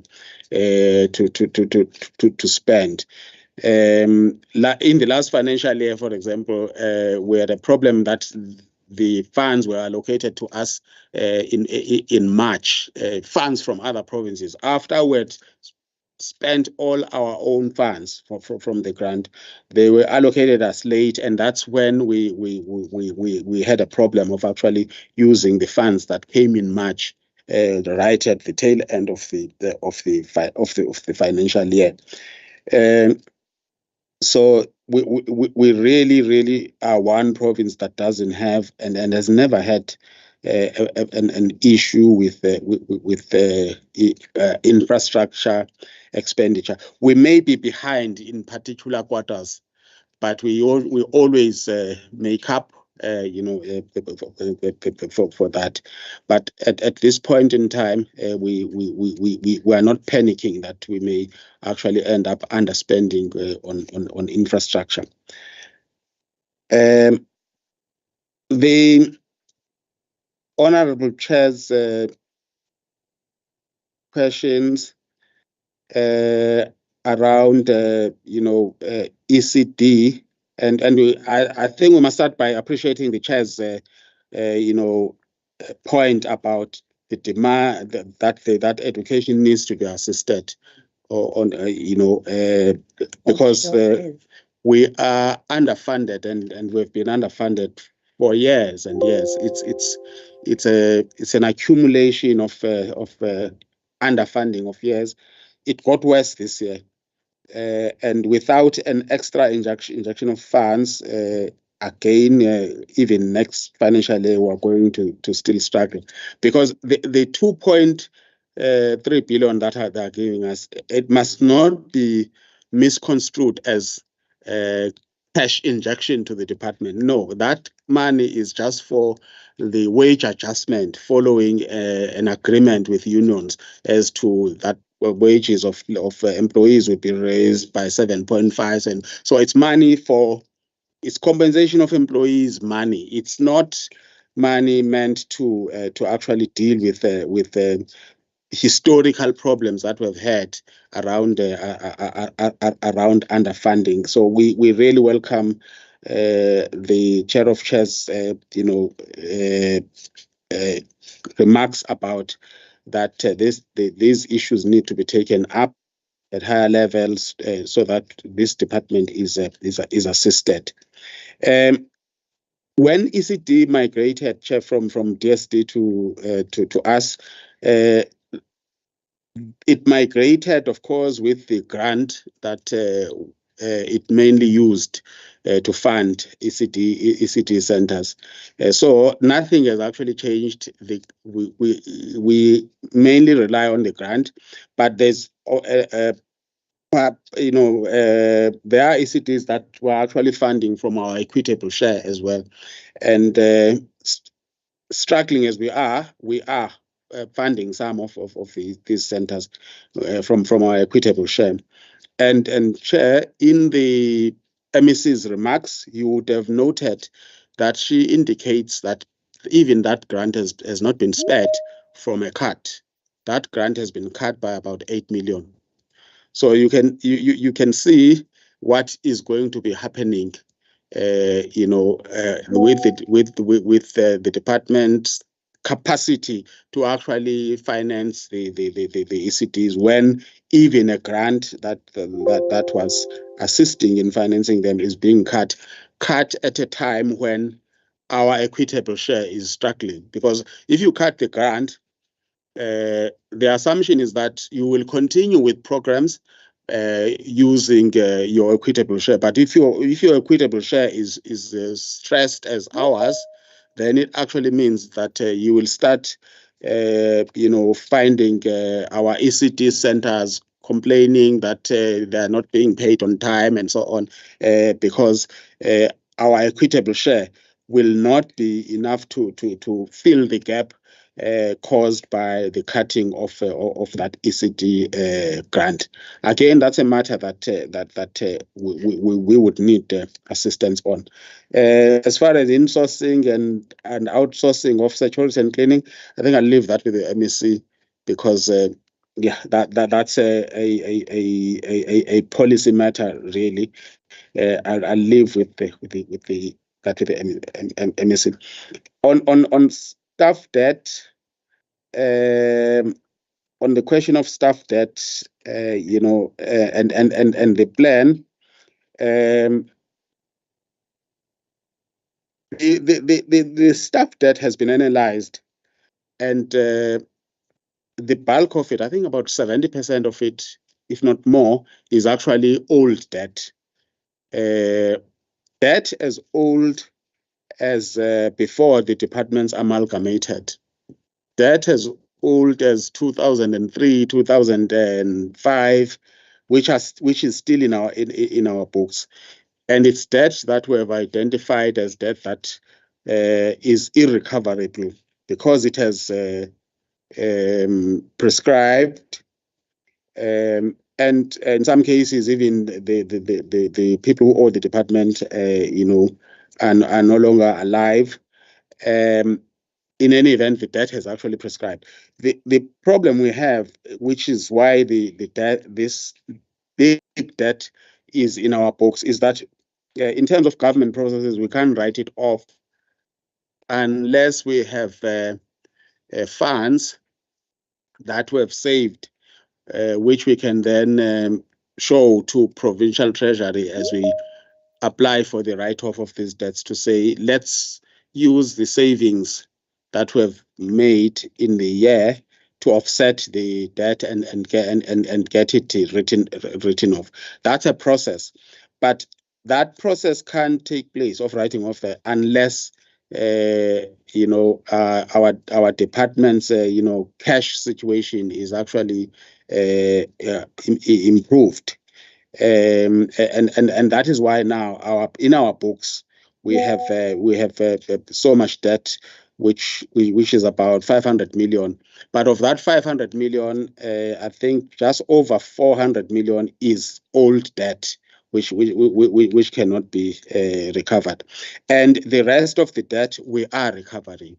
It's in our books, and we are recovering, especially from people who are still employed. We are recovering that debt from them. Yes, I think I've covered most of the questions. I'll hand over to the MEC. Thank you, Honorable Chair. And also thanks to the honorable members for the questions that are indeed assisting us as the department moving forward. On the issue of the investigations which was raised by Honorable Kika, definitely the Premier is better placed to respond on that one. We are taking the advice from Honorable Chair of Chairs in terms of ensuring that we in-source the security and the cleaning staff. We are going to look at that. Then in the issue of the cut that was raised by Honorable Raj Pans, the HOD responded to that one. But again, when I was making my remarks, I made mention of the fact that we are reviewing the programs so that we are in line with what we have. Otherwise, just to emphasize, as this department, we can't be in a position for underspending, because we don't have that liberty at all. We don't have even funds to spend, let alone not to spend. So once more, as the department, we are committed to the guidance, and we are subject to the guidance of all committees in the legislature. Thank you very much. Siyabonga Sihlalo. Thank you, Honorable MEC and the HOD and other official present. And what I think, in closing on this vote 5, on the issues of spending in infrastructure, as we heard from other honorable members, and the issue of consequence management, I think my submission to the department will please do improve on these two. Because now and again, it will keep coming back. Just add more, a little bit more on your monitoring into these two, on the infrastructure spending and the consequence management. I think it will be those two that I'll be closing with. And then really, we appreciate your attendance into our meeting and your contribution, and where members ask questions for clarities. Let's appreciate your presence, MEC, as well, and the contribution. Siyabonga kakhulu. Honorable members will take it as we are all answered, and let's accept the report that has been given to us. Then we will move into our next vote, which is human settlement, because we are now on 11:31. We're supposed to start human settlement, which is vote 8, 11:30 to 12:30. Thank you, honorable members. From MEC and the staff, we can release you. Now, and then let's welcome human settlement. Thank you, Chair. Thank you. Vote 8, human settlement. I saw MEC and maybe with HOD, please tell us who's going to lead us onto this report. We'll also allow MEC to give us his overview report. Over to you, MEC Babungo's.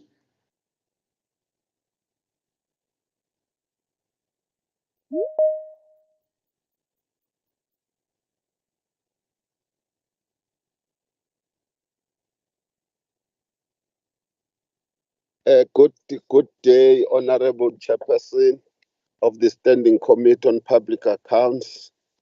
Would want also to greet all the honorable members of the legislature. We are here because we know the culture to account, and I said scope at the Finance Portfolio Committee. We are here to account for the work that we are doing on daily basis. I'm sorry about the video. I wanted you to see that I'm on the ground. So we are here, Chairperson, to account as to how we spent the budget up to the 6th month. This is what we are here to do. We want to declare to you that this Monday, we requested the senior management to come to account as to how much was spent in the first half of the financial year. So we want to indicate that the picture is not good enough based on the reasons that we are going to get, but we want to indicate that the whole amount that you voted for the Department of Human Settlements shall be spent in full by the end of the financial year.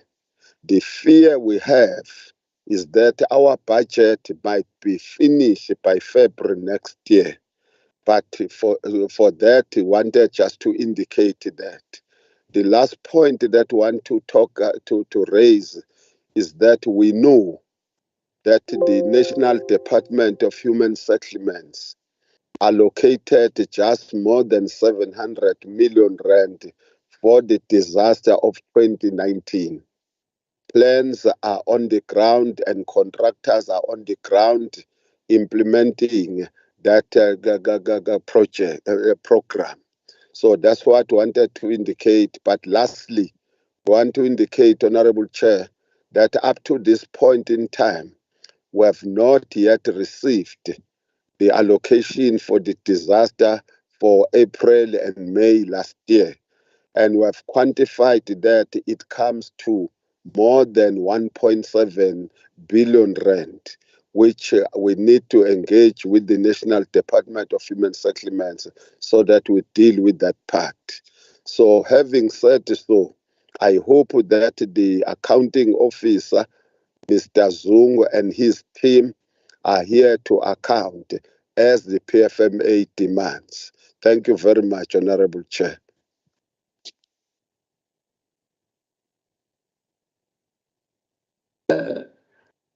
Honorable MEC ugadeke kufuneka amanzi lapha elangeni ngiyakubona ukuthi uselangeni. HOD, are you now here with us? I saw you somewhere here just to take us through. Are you ready? Greetings, honorable members. Yes, Chair, we are ready. CFO will take us through. Thank you. Thank you. Please proceed.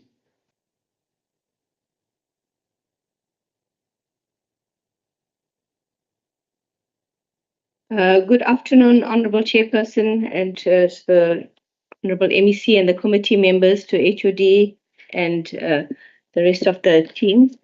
Chairperson, we have prepared a presentation. I'm not sure if the Secretariat will be flighting that.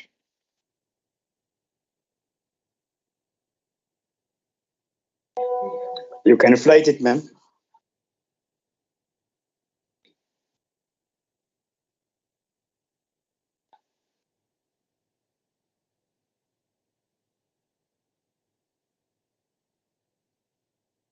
CFO, are you still in? Yes, I am, Chairperson. Okay. Okay.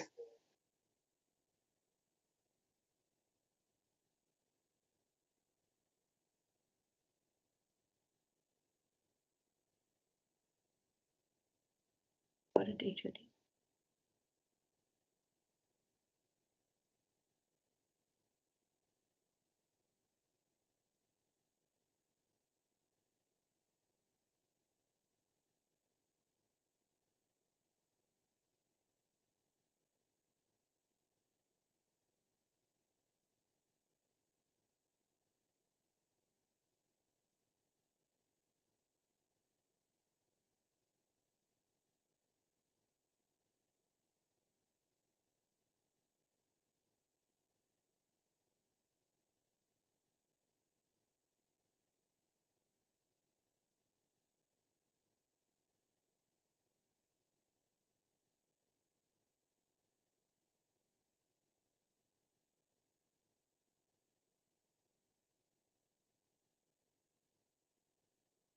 Thank you, Chairperson. The presentation is appearing as a shared document now.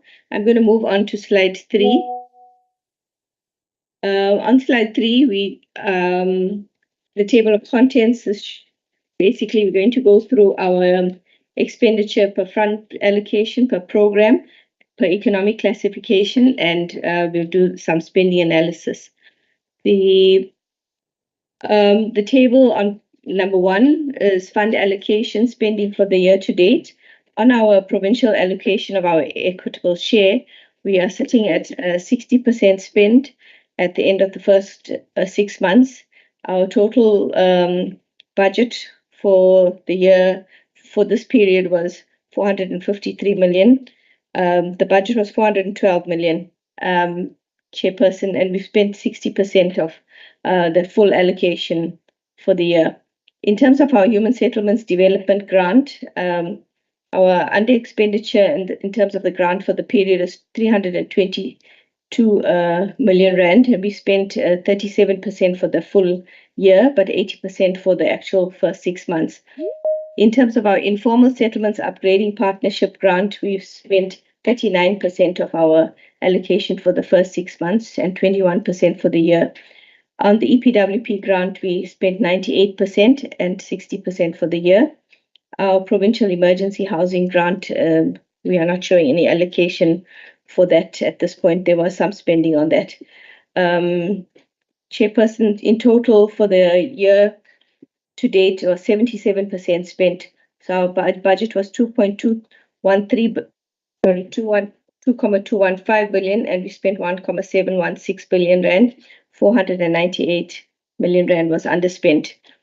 I'm moving on to the next slide, which is the narrative on the equitable share. We will discuss the details of the overspending and the program analysis. In terms of the Human Settlements Development Grant, the under expenditure on this grant is explained as follows. I will go through them quickly. The details are in the presentation. The main reason for the under expenditure is due to the projections that we made for the 2019 disaster spending, and contractors are currently busy with pre-construction activities and home enrollments, geotech verification, etc. Construction work has commenced, and we're expecting expenditure to improve in the third quarter. In terms of specific projects in the eThekwini, there was a project called Forweni, which we couldn't construct because of informal structures in the way of services. There was Burlington Extension Project also in eThekwini, where there was issues of hard rock in the way of services, and that needed to be dealt with before we could implement the project. The Metro and the implementing agent are busy resolving this issue right now. The next slide talks to further projects. Charlestown, where we had bulk infrastructure issues. Oakford Priory housing project, where we are busy with the Metro, where they're working on an alternate sanitation system before they can construct. We made projections for the Jikajo community residential units, but we were not able to proceed with that because of the delays experienced in relocation of the existing residents to make way for the construction of the next phase. Projects at Mapumulo municipality, where there's been a dispute with the local business fora, and the matter's been resolved since, and the work is commencing now. Umbulwani housing project in Ambiti, the unavailability of bulk infrastructure has caused severe delays in that project. I'm now moving on to the next slide. There's Acaciaville at the Alfred Luma. There was underperformance by the implementing agent and the municipality, the department and the implementing agent scheduled to meet to resolve this issue. There's also a contract for a housing project in KwaDukuza that's been terminated due to non-performance of the service provider. The municipality is in the process of appointing somebody new. In the next slide, in terms of the Informal Settlements Upgrading Partnership Grant, we're explaining some of the issues that cause the delays in spending. In environmental approval for the Shaka Spring housing project, the Inyoni housing project, there were delays in finalizing the procurement process at the municipality. Implementing agent for the Groundville project. There was an issue with performance and that service provider being terminated. The issue on the Groundville Priority 1 as well. Here, the KwaZulu-Natal municipality is off-site due to structures in the way of services, and engineers are currently redesigning the layout. In terms of the Slowbus phase housing project in Mfolozi, it was delayed due to engineering designs with King Chetwai District Municipality. A meeting has been scheduled to fast-track the approval of the designs. Continuing with informal settlements upgrading on the next page. In terms of Quad 30 bulks housing project at Msunduzi, there was an issue around Spluma, and the municipality planning tribunal is having concerns with Eskom lines running over the households, and the Spluma application has to be retabled.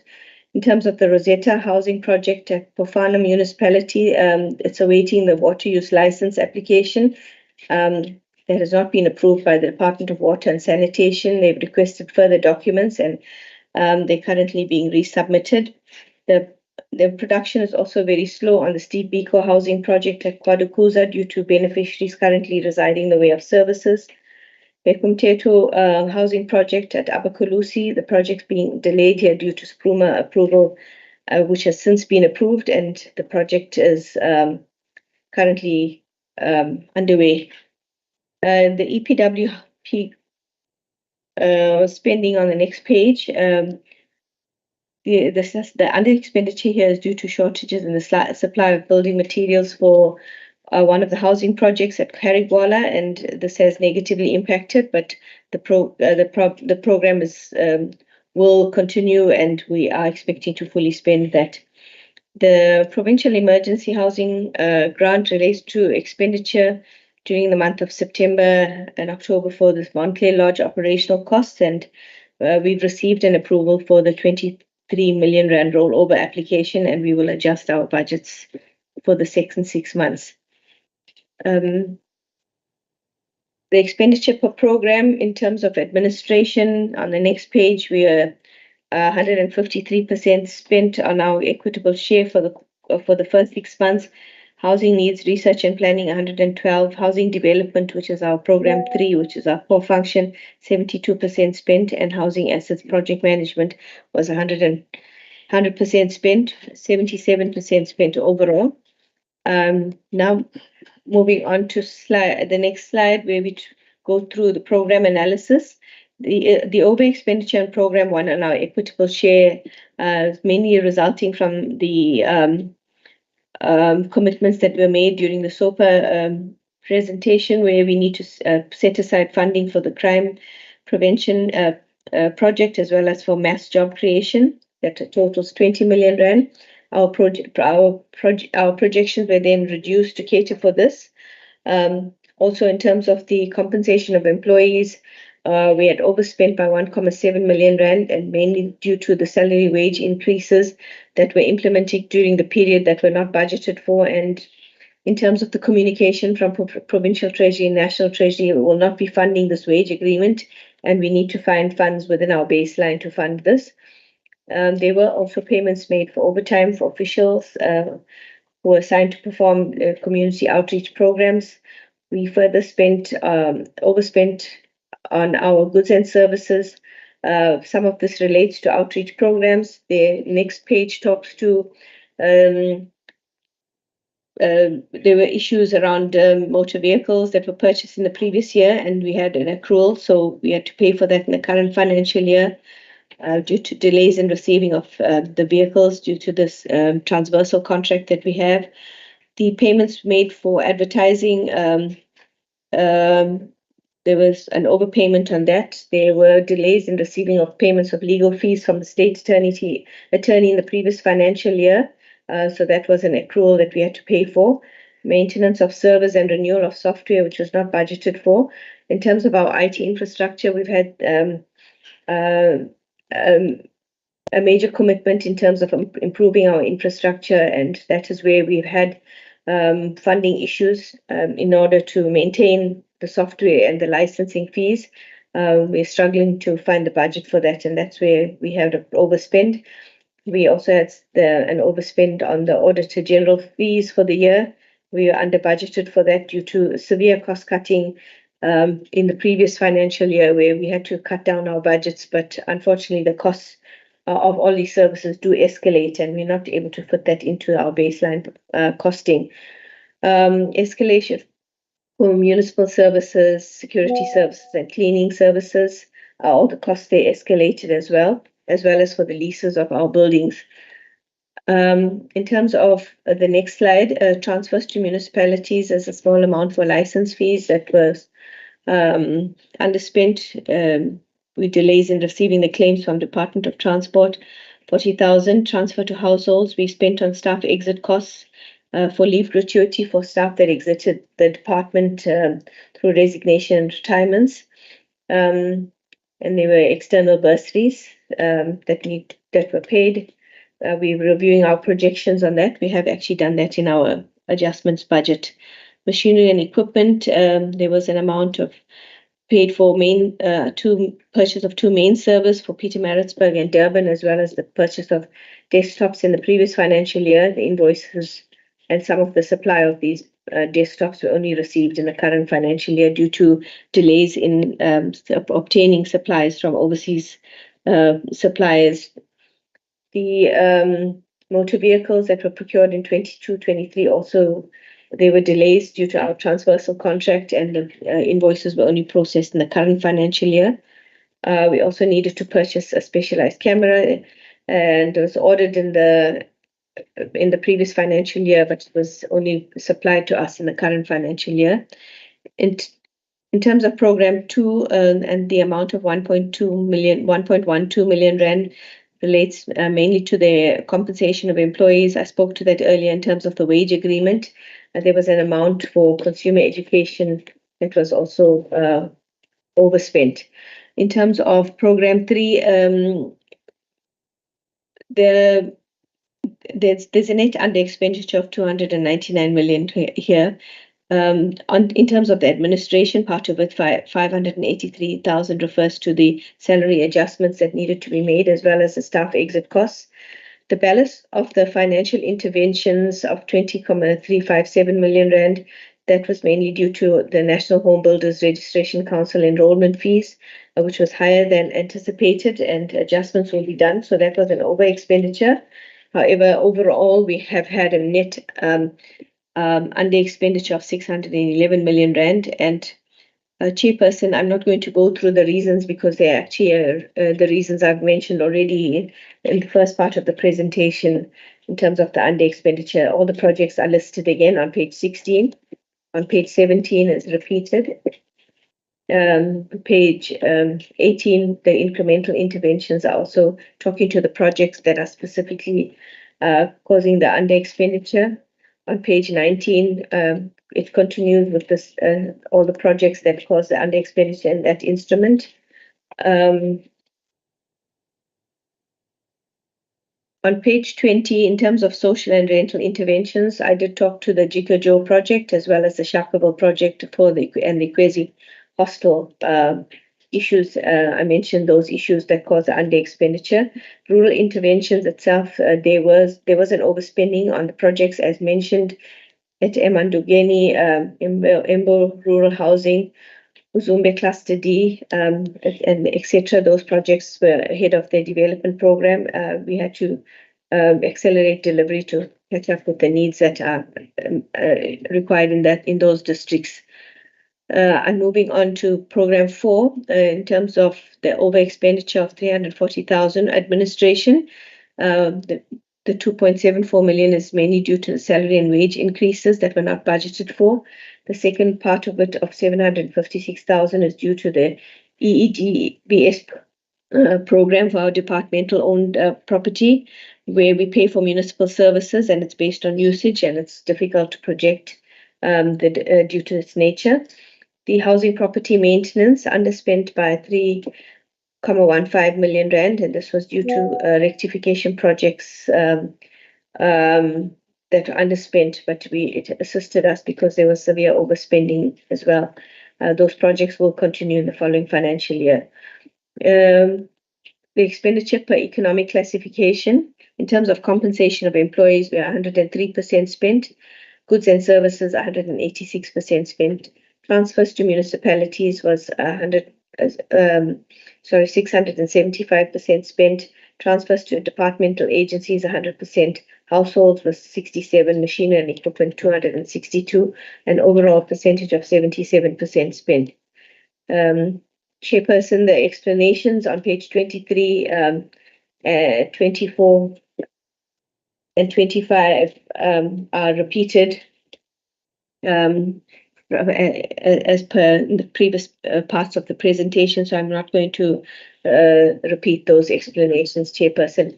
Moving on to the last page, just an overall summary of where the department's sitting at. We had a 77% spend on projections as of 30th September. Our equitable share is 150% spent. Our HSDG is 80% spent. Our informal settlements upgrading partnership grant is 39% spent. And our EPWP grant was 98% spent.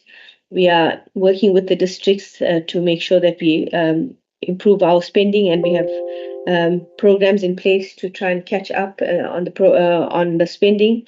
As mentioned by the Honourable MEC earlier, there are meetings with the implementing agents as well this week and on Monday. The department is ensuring that we are stringently adhering to our cost-cutting circular. We've issued an internal one, and we are monitoring very carefully so that we ensure that we don't overspend on our equitable share portion. We are having severe strain in terms of that due to the fact that we've had to set aside 20 million rand, and we did not get the wage adjustment budget from the Treasury as well.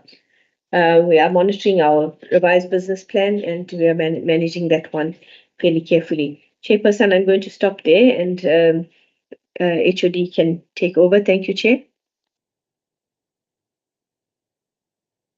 Thank you. SOD, any addition?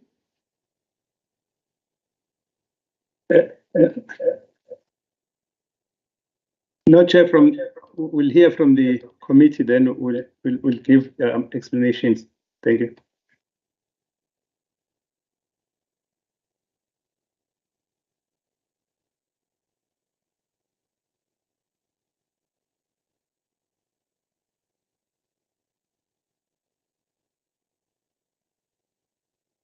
You got your volume on. And mine is off. Honourable members, here is the report of vote 8. Can we then engage into the report?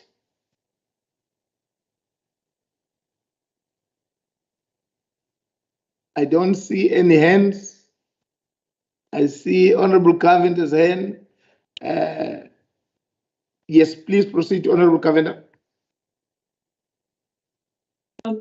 Chairperson, well, what I want to say is that this report is welcomed in the sense that you can see that the department is actually addressing the issues and has provided an explanation as to why there was some under expenditure in the first half of the year, but clearly it is projecting to utilize its funds. My question, however, is how is the department dealing with municipalities? Because part of the under expenditure, right, has been as a result of municipalities not fulfilling their obligations. For example, environmental impact assessment or contracting with service providers who don't deliver the goods, resulting in funds being wasted and not utilized fully.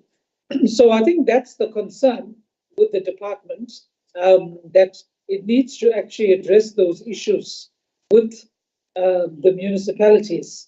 And then the other issue is, and the concern has been around the flood disasters. And we would like to see, but we are being told here that the expenditure seems to be catching up.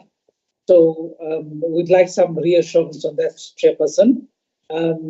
And, the underspending on all of these grants, which the department is telling us is actually not going to happen. Thank you. Thank you, Honorable Governor. I saw Honorable Zulu and I think it's Honorable Kika, if I'm not wrong. No, thanks, Chair. Greetings to MEC and the HOD and the entire management. No, Chairperson, mine only is just a one consent. Oh, but let me welcome the report as presented by CFO and also by the MEC. No, Chairperson, my stressful challenge that impairs the service delivery issues within the Department of Human Settlement. I think it is the one that is been presented by or been asked by Honorable Maggie, Governor. The issue of failure of municipalities to deliver their services they're supposed to be received by human settlements when they are on the sites. You see, when you look to the projects, it's supposed to be already in the pipeline, but they are just blocked by the failure of municipalities to deal with the issue of their infrastructural problems, the issue of water and storage.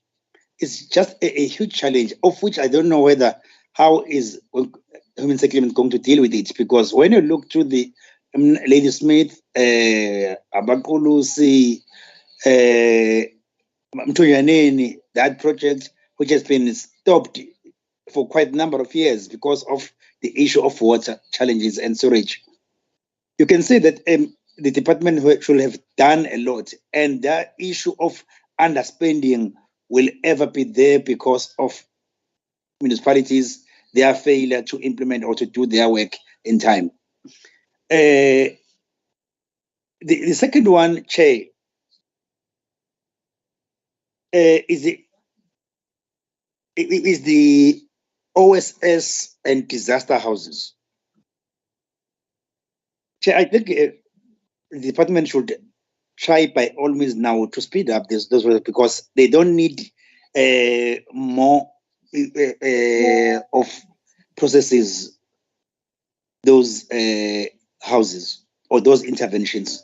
I think we need maybe to see the department speeding up the building of those temporary houses using the tier structures, temporary structures, and also intervening where it's possible, especially to those who have the problem of disaster. That one also will see us spending, and that grant will be utilized correctly.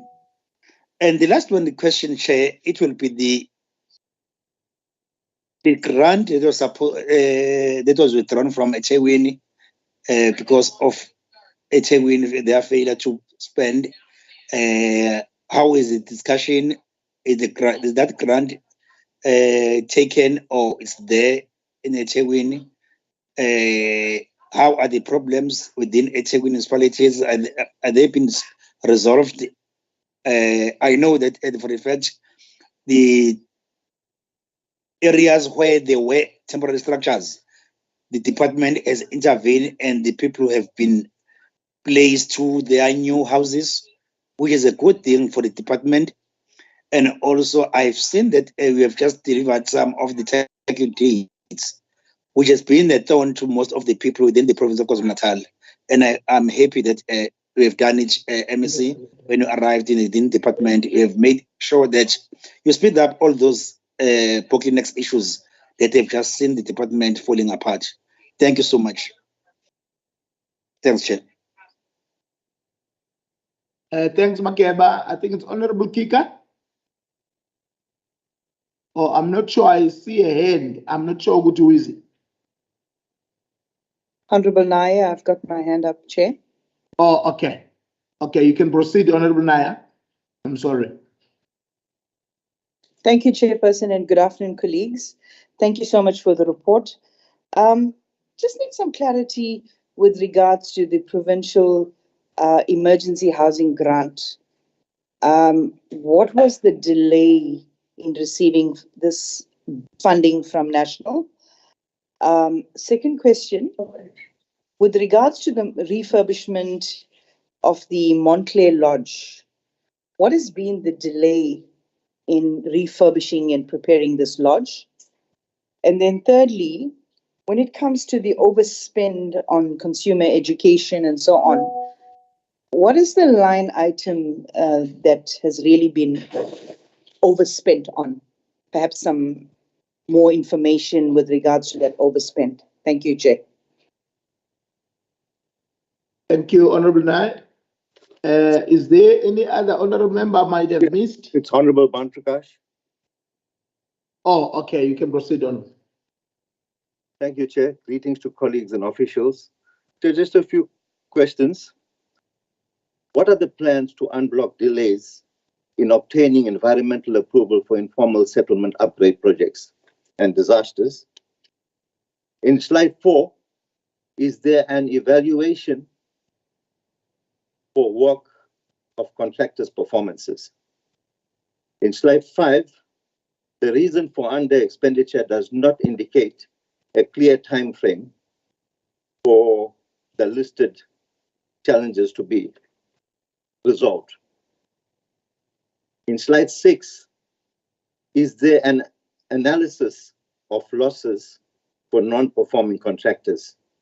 Can the department furnish amounts which has been paid to non-performing contractors? And what criteria is in place to recover funds already paid to non-performing contractors?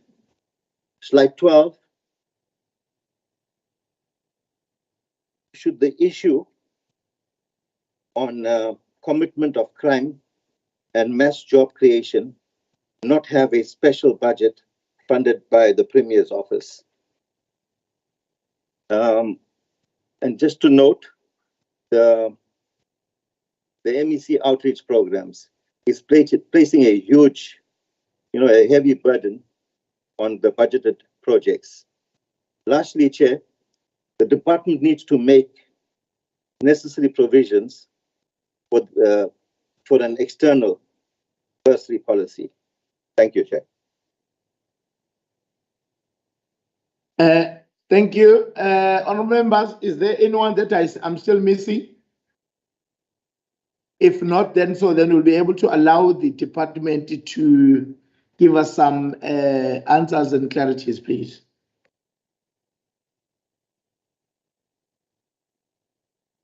It seems to be there's no more hands. So let me allow HOD. You can proceed, HOD. Thank you. Okay. Thanks, Chair. And greetings to honourable members. Okay. I hope can you hear me, Chair? Because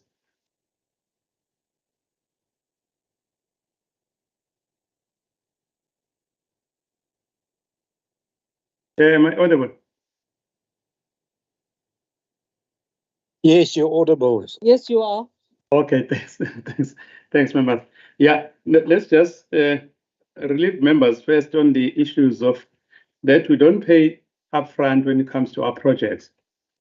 Obviously, what has been happening, all members on this one, let's be frank, our subsidy only increased after 8 years this year, in this financial year. So for all of these years, after COVID, even after July 2021, we didn't have any subsidy increase. So as a result, our IAs and all developers were really crying out in terms of the subsidy amount that we've been utilizing. It's only during the start of the financial year that, right in the middle of the financial year, that the minister approved an increase in subsidy. So what we are carrying currently, if you see some of these savings that are here, I've got to indicate that we've been aligning ourselves in terms of cost. I still have to pay. If you look at the IAs that I've got, the highest of them up to now, that I still have to pay close to 35 million in one of the IAs just to align themselves to the current subsidy because of the amount of work that they've given us. So even the number that I've got on the units that I've got currently of about close to 7,000 units. That's why we are saying we need to close our construction. So most of the contractors they will not have to go back to site from the start of January, based on the budgets, the cuts that we even have.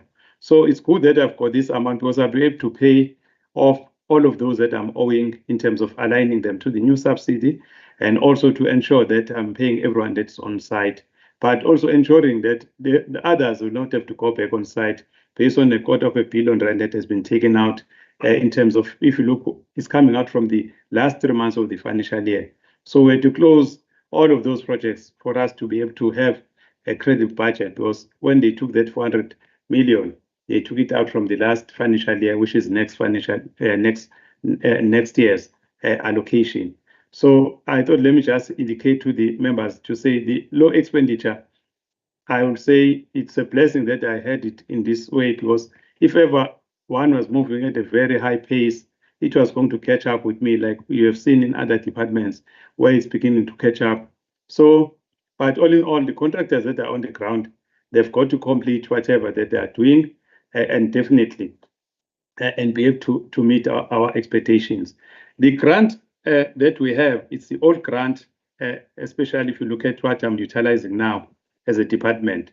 So as soon as we finish this month that we have, we no longer have any other grant, because National is keeping that grant on the pack, as Honorable Member Naya was asking. So they are the ones who are controlling that, the outside, even from this year going forward. They are controlling the whole grants. So, but even the responding time is no longer like before. In the past, we used to be knowing that by March or February, we'll be getting so much of allocation of money in terms of budget. So we are just waiting for them to really indicate to us that 1.8 billion that MEC was indicating for 2022 disaster.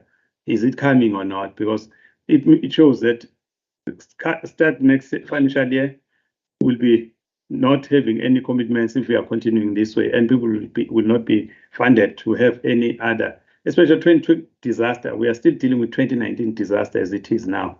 So I thought, let me just highlight that one, because we don't have any money for 2022 disaster yet. We know that people really, we've got people that are staying in the current TAs who obviously will have to be funded when we are ready to go to the ground. For now, we're just finishing planning approvals, getting rulers as we have heard, getting EIAs, but come 1st of April, we need to have money around for top structures, especially starting with services and top structures for those communities.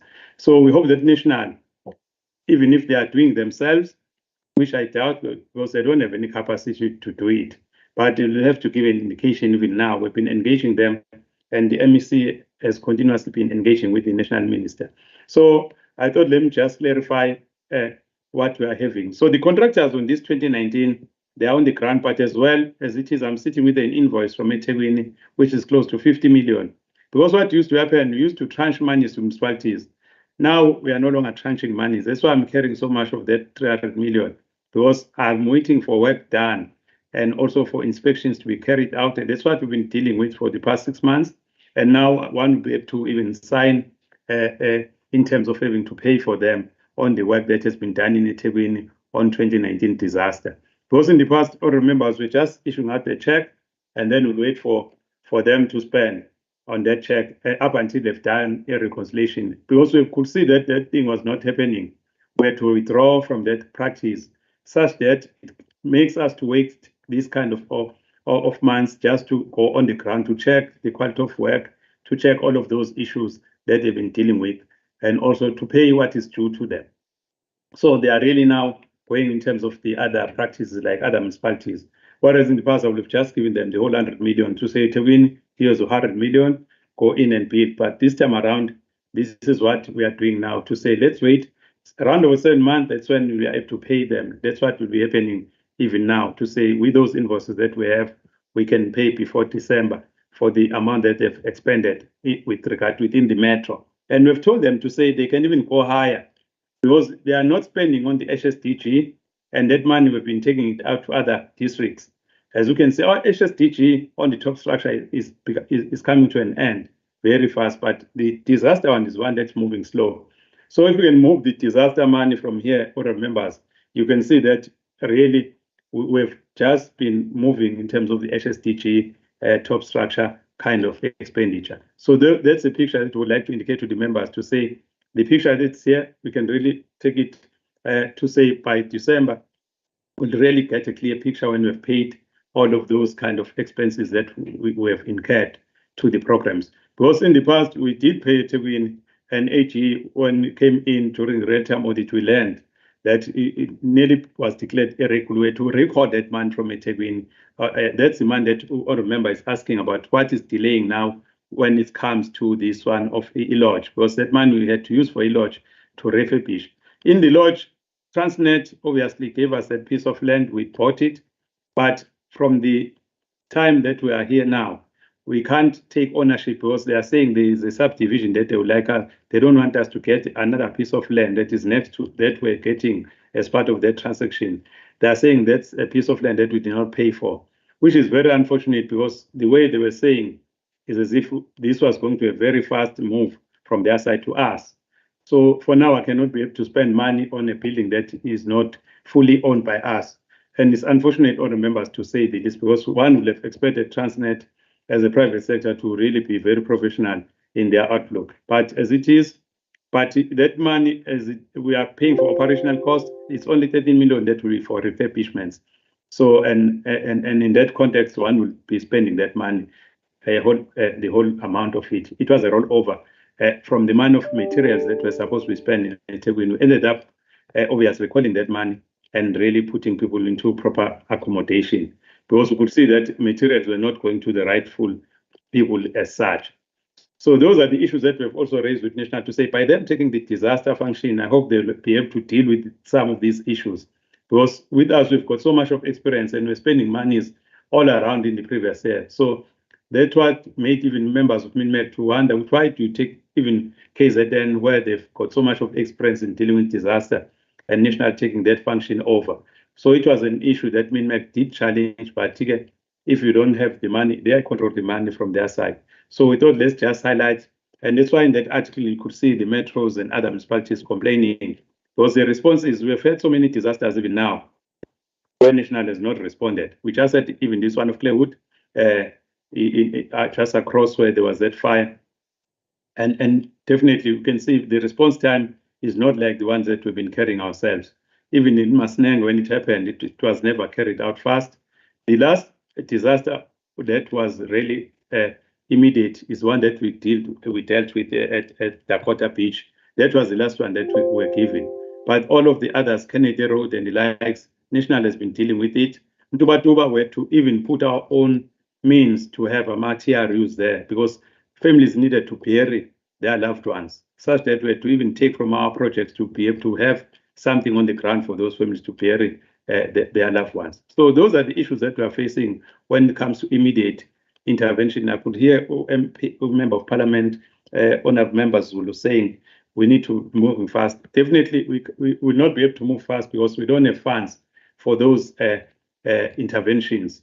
The ones that we have in our business plans are the ones that we are carrying out now, and you cannot do more than what you have in terms of the PFMA, and the business plan has been locked for us to do any other interventions. So even if you see something that's very immediate in terms of ISS, you can't go to the ground if it was not on your business plan. So in short, that's the kind of scenario that we are facing. And I understand what members are saying, what's happening with regard to OSS. If it's just coming today, it means it can only be done next financial year, because it's not in the current business plan. So in short, that's the kind of a scenario that we are facing. We can do assessment, do all of those issues, but when it comes to funds, it's not here in the current financial systems that we have. So that's the kind of arrangement that we are working with. MEC is busy engaging the national minister to say ETDM and OSS were told that was going to be one of the quick, fast-tracking ways of dealing with vulnerable groups, because they are dealing with vulnerable groups. So there's no need for them to wait in the queue for like all of us.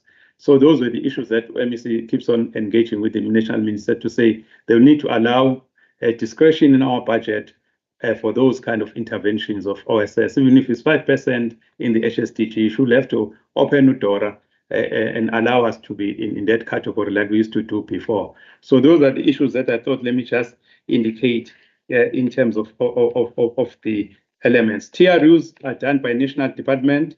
We are no longer dealing with them as it is, or remember, Michael.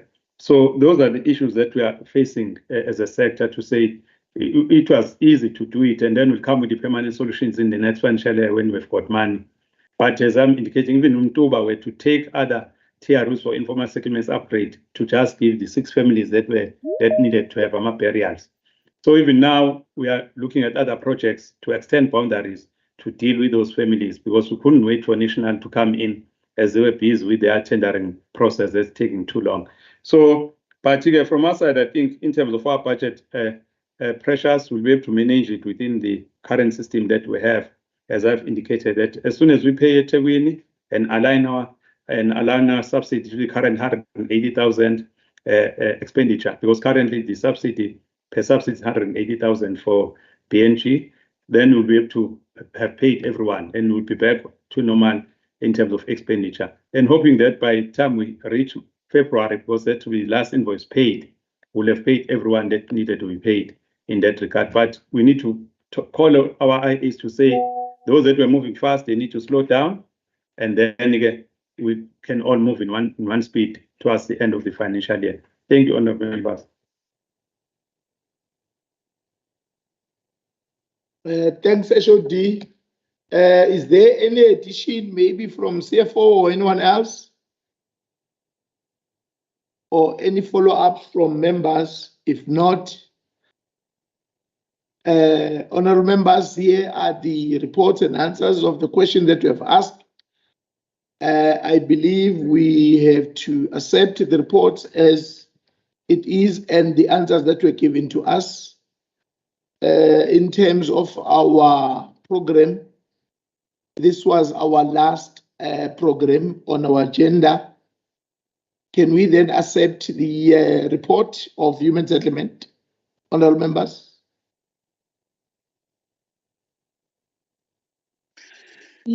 Yes, we accept the report, Chair.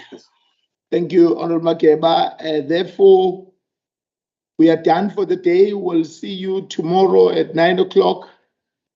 Honourable members, our meeting is adjourned. Thank you once again, and the department who were present today. Thank you. Thank you, Chair. Thank you. Thank you. Thank you, Chair. Thank you so much. Thank you. It was very long. Thank you. Hey. Thank you, Chair.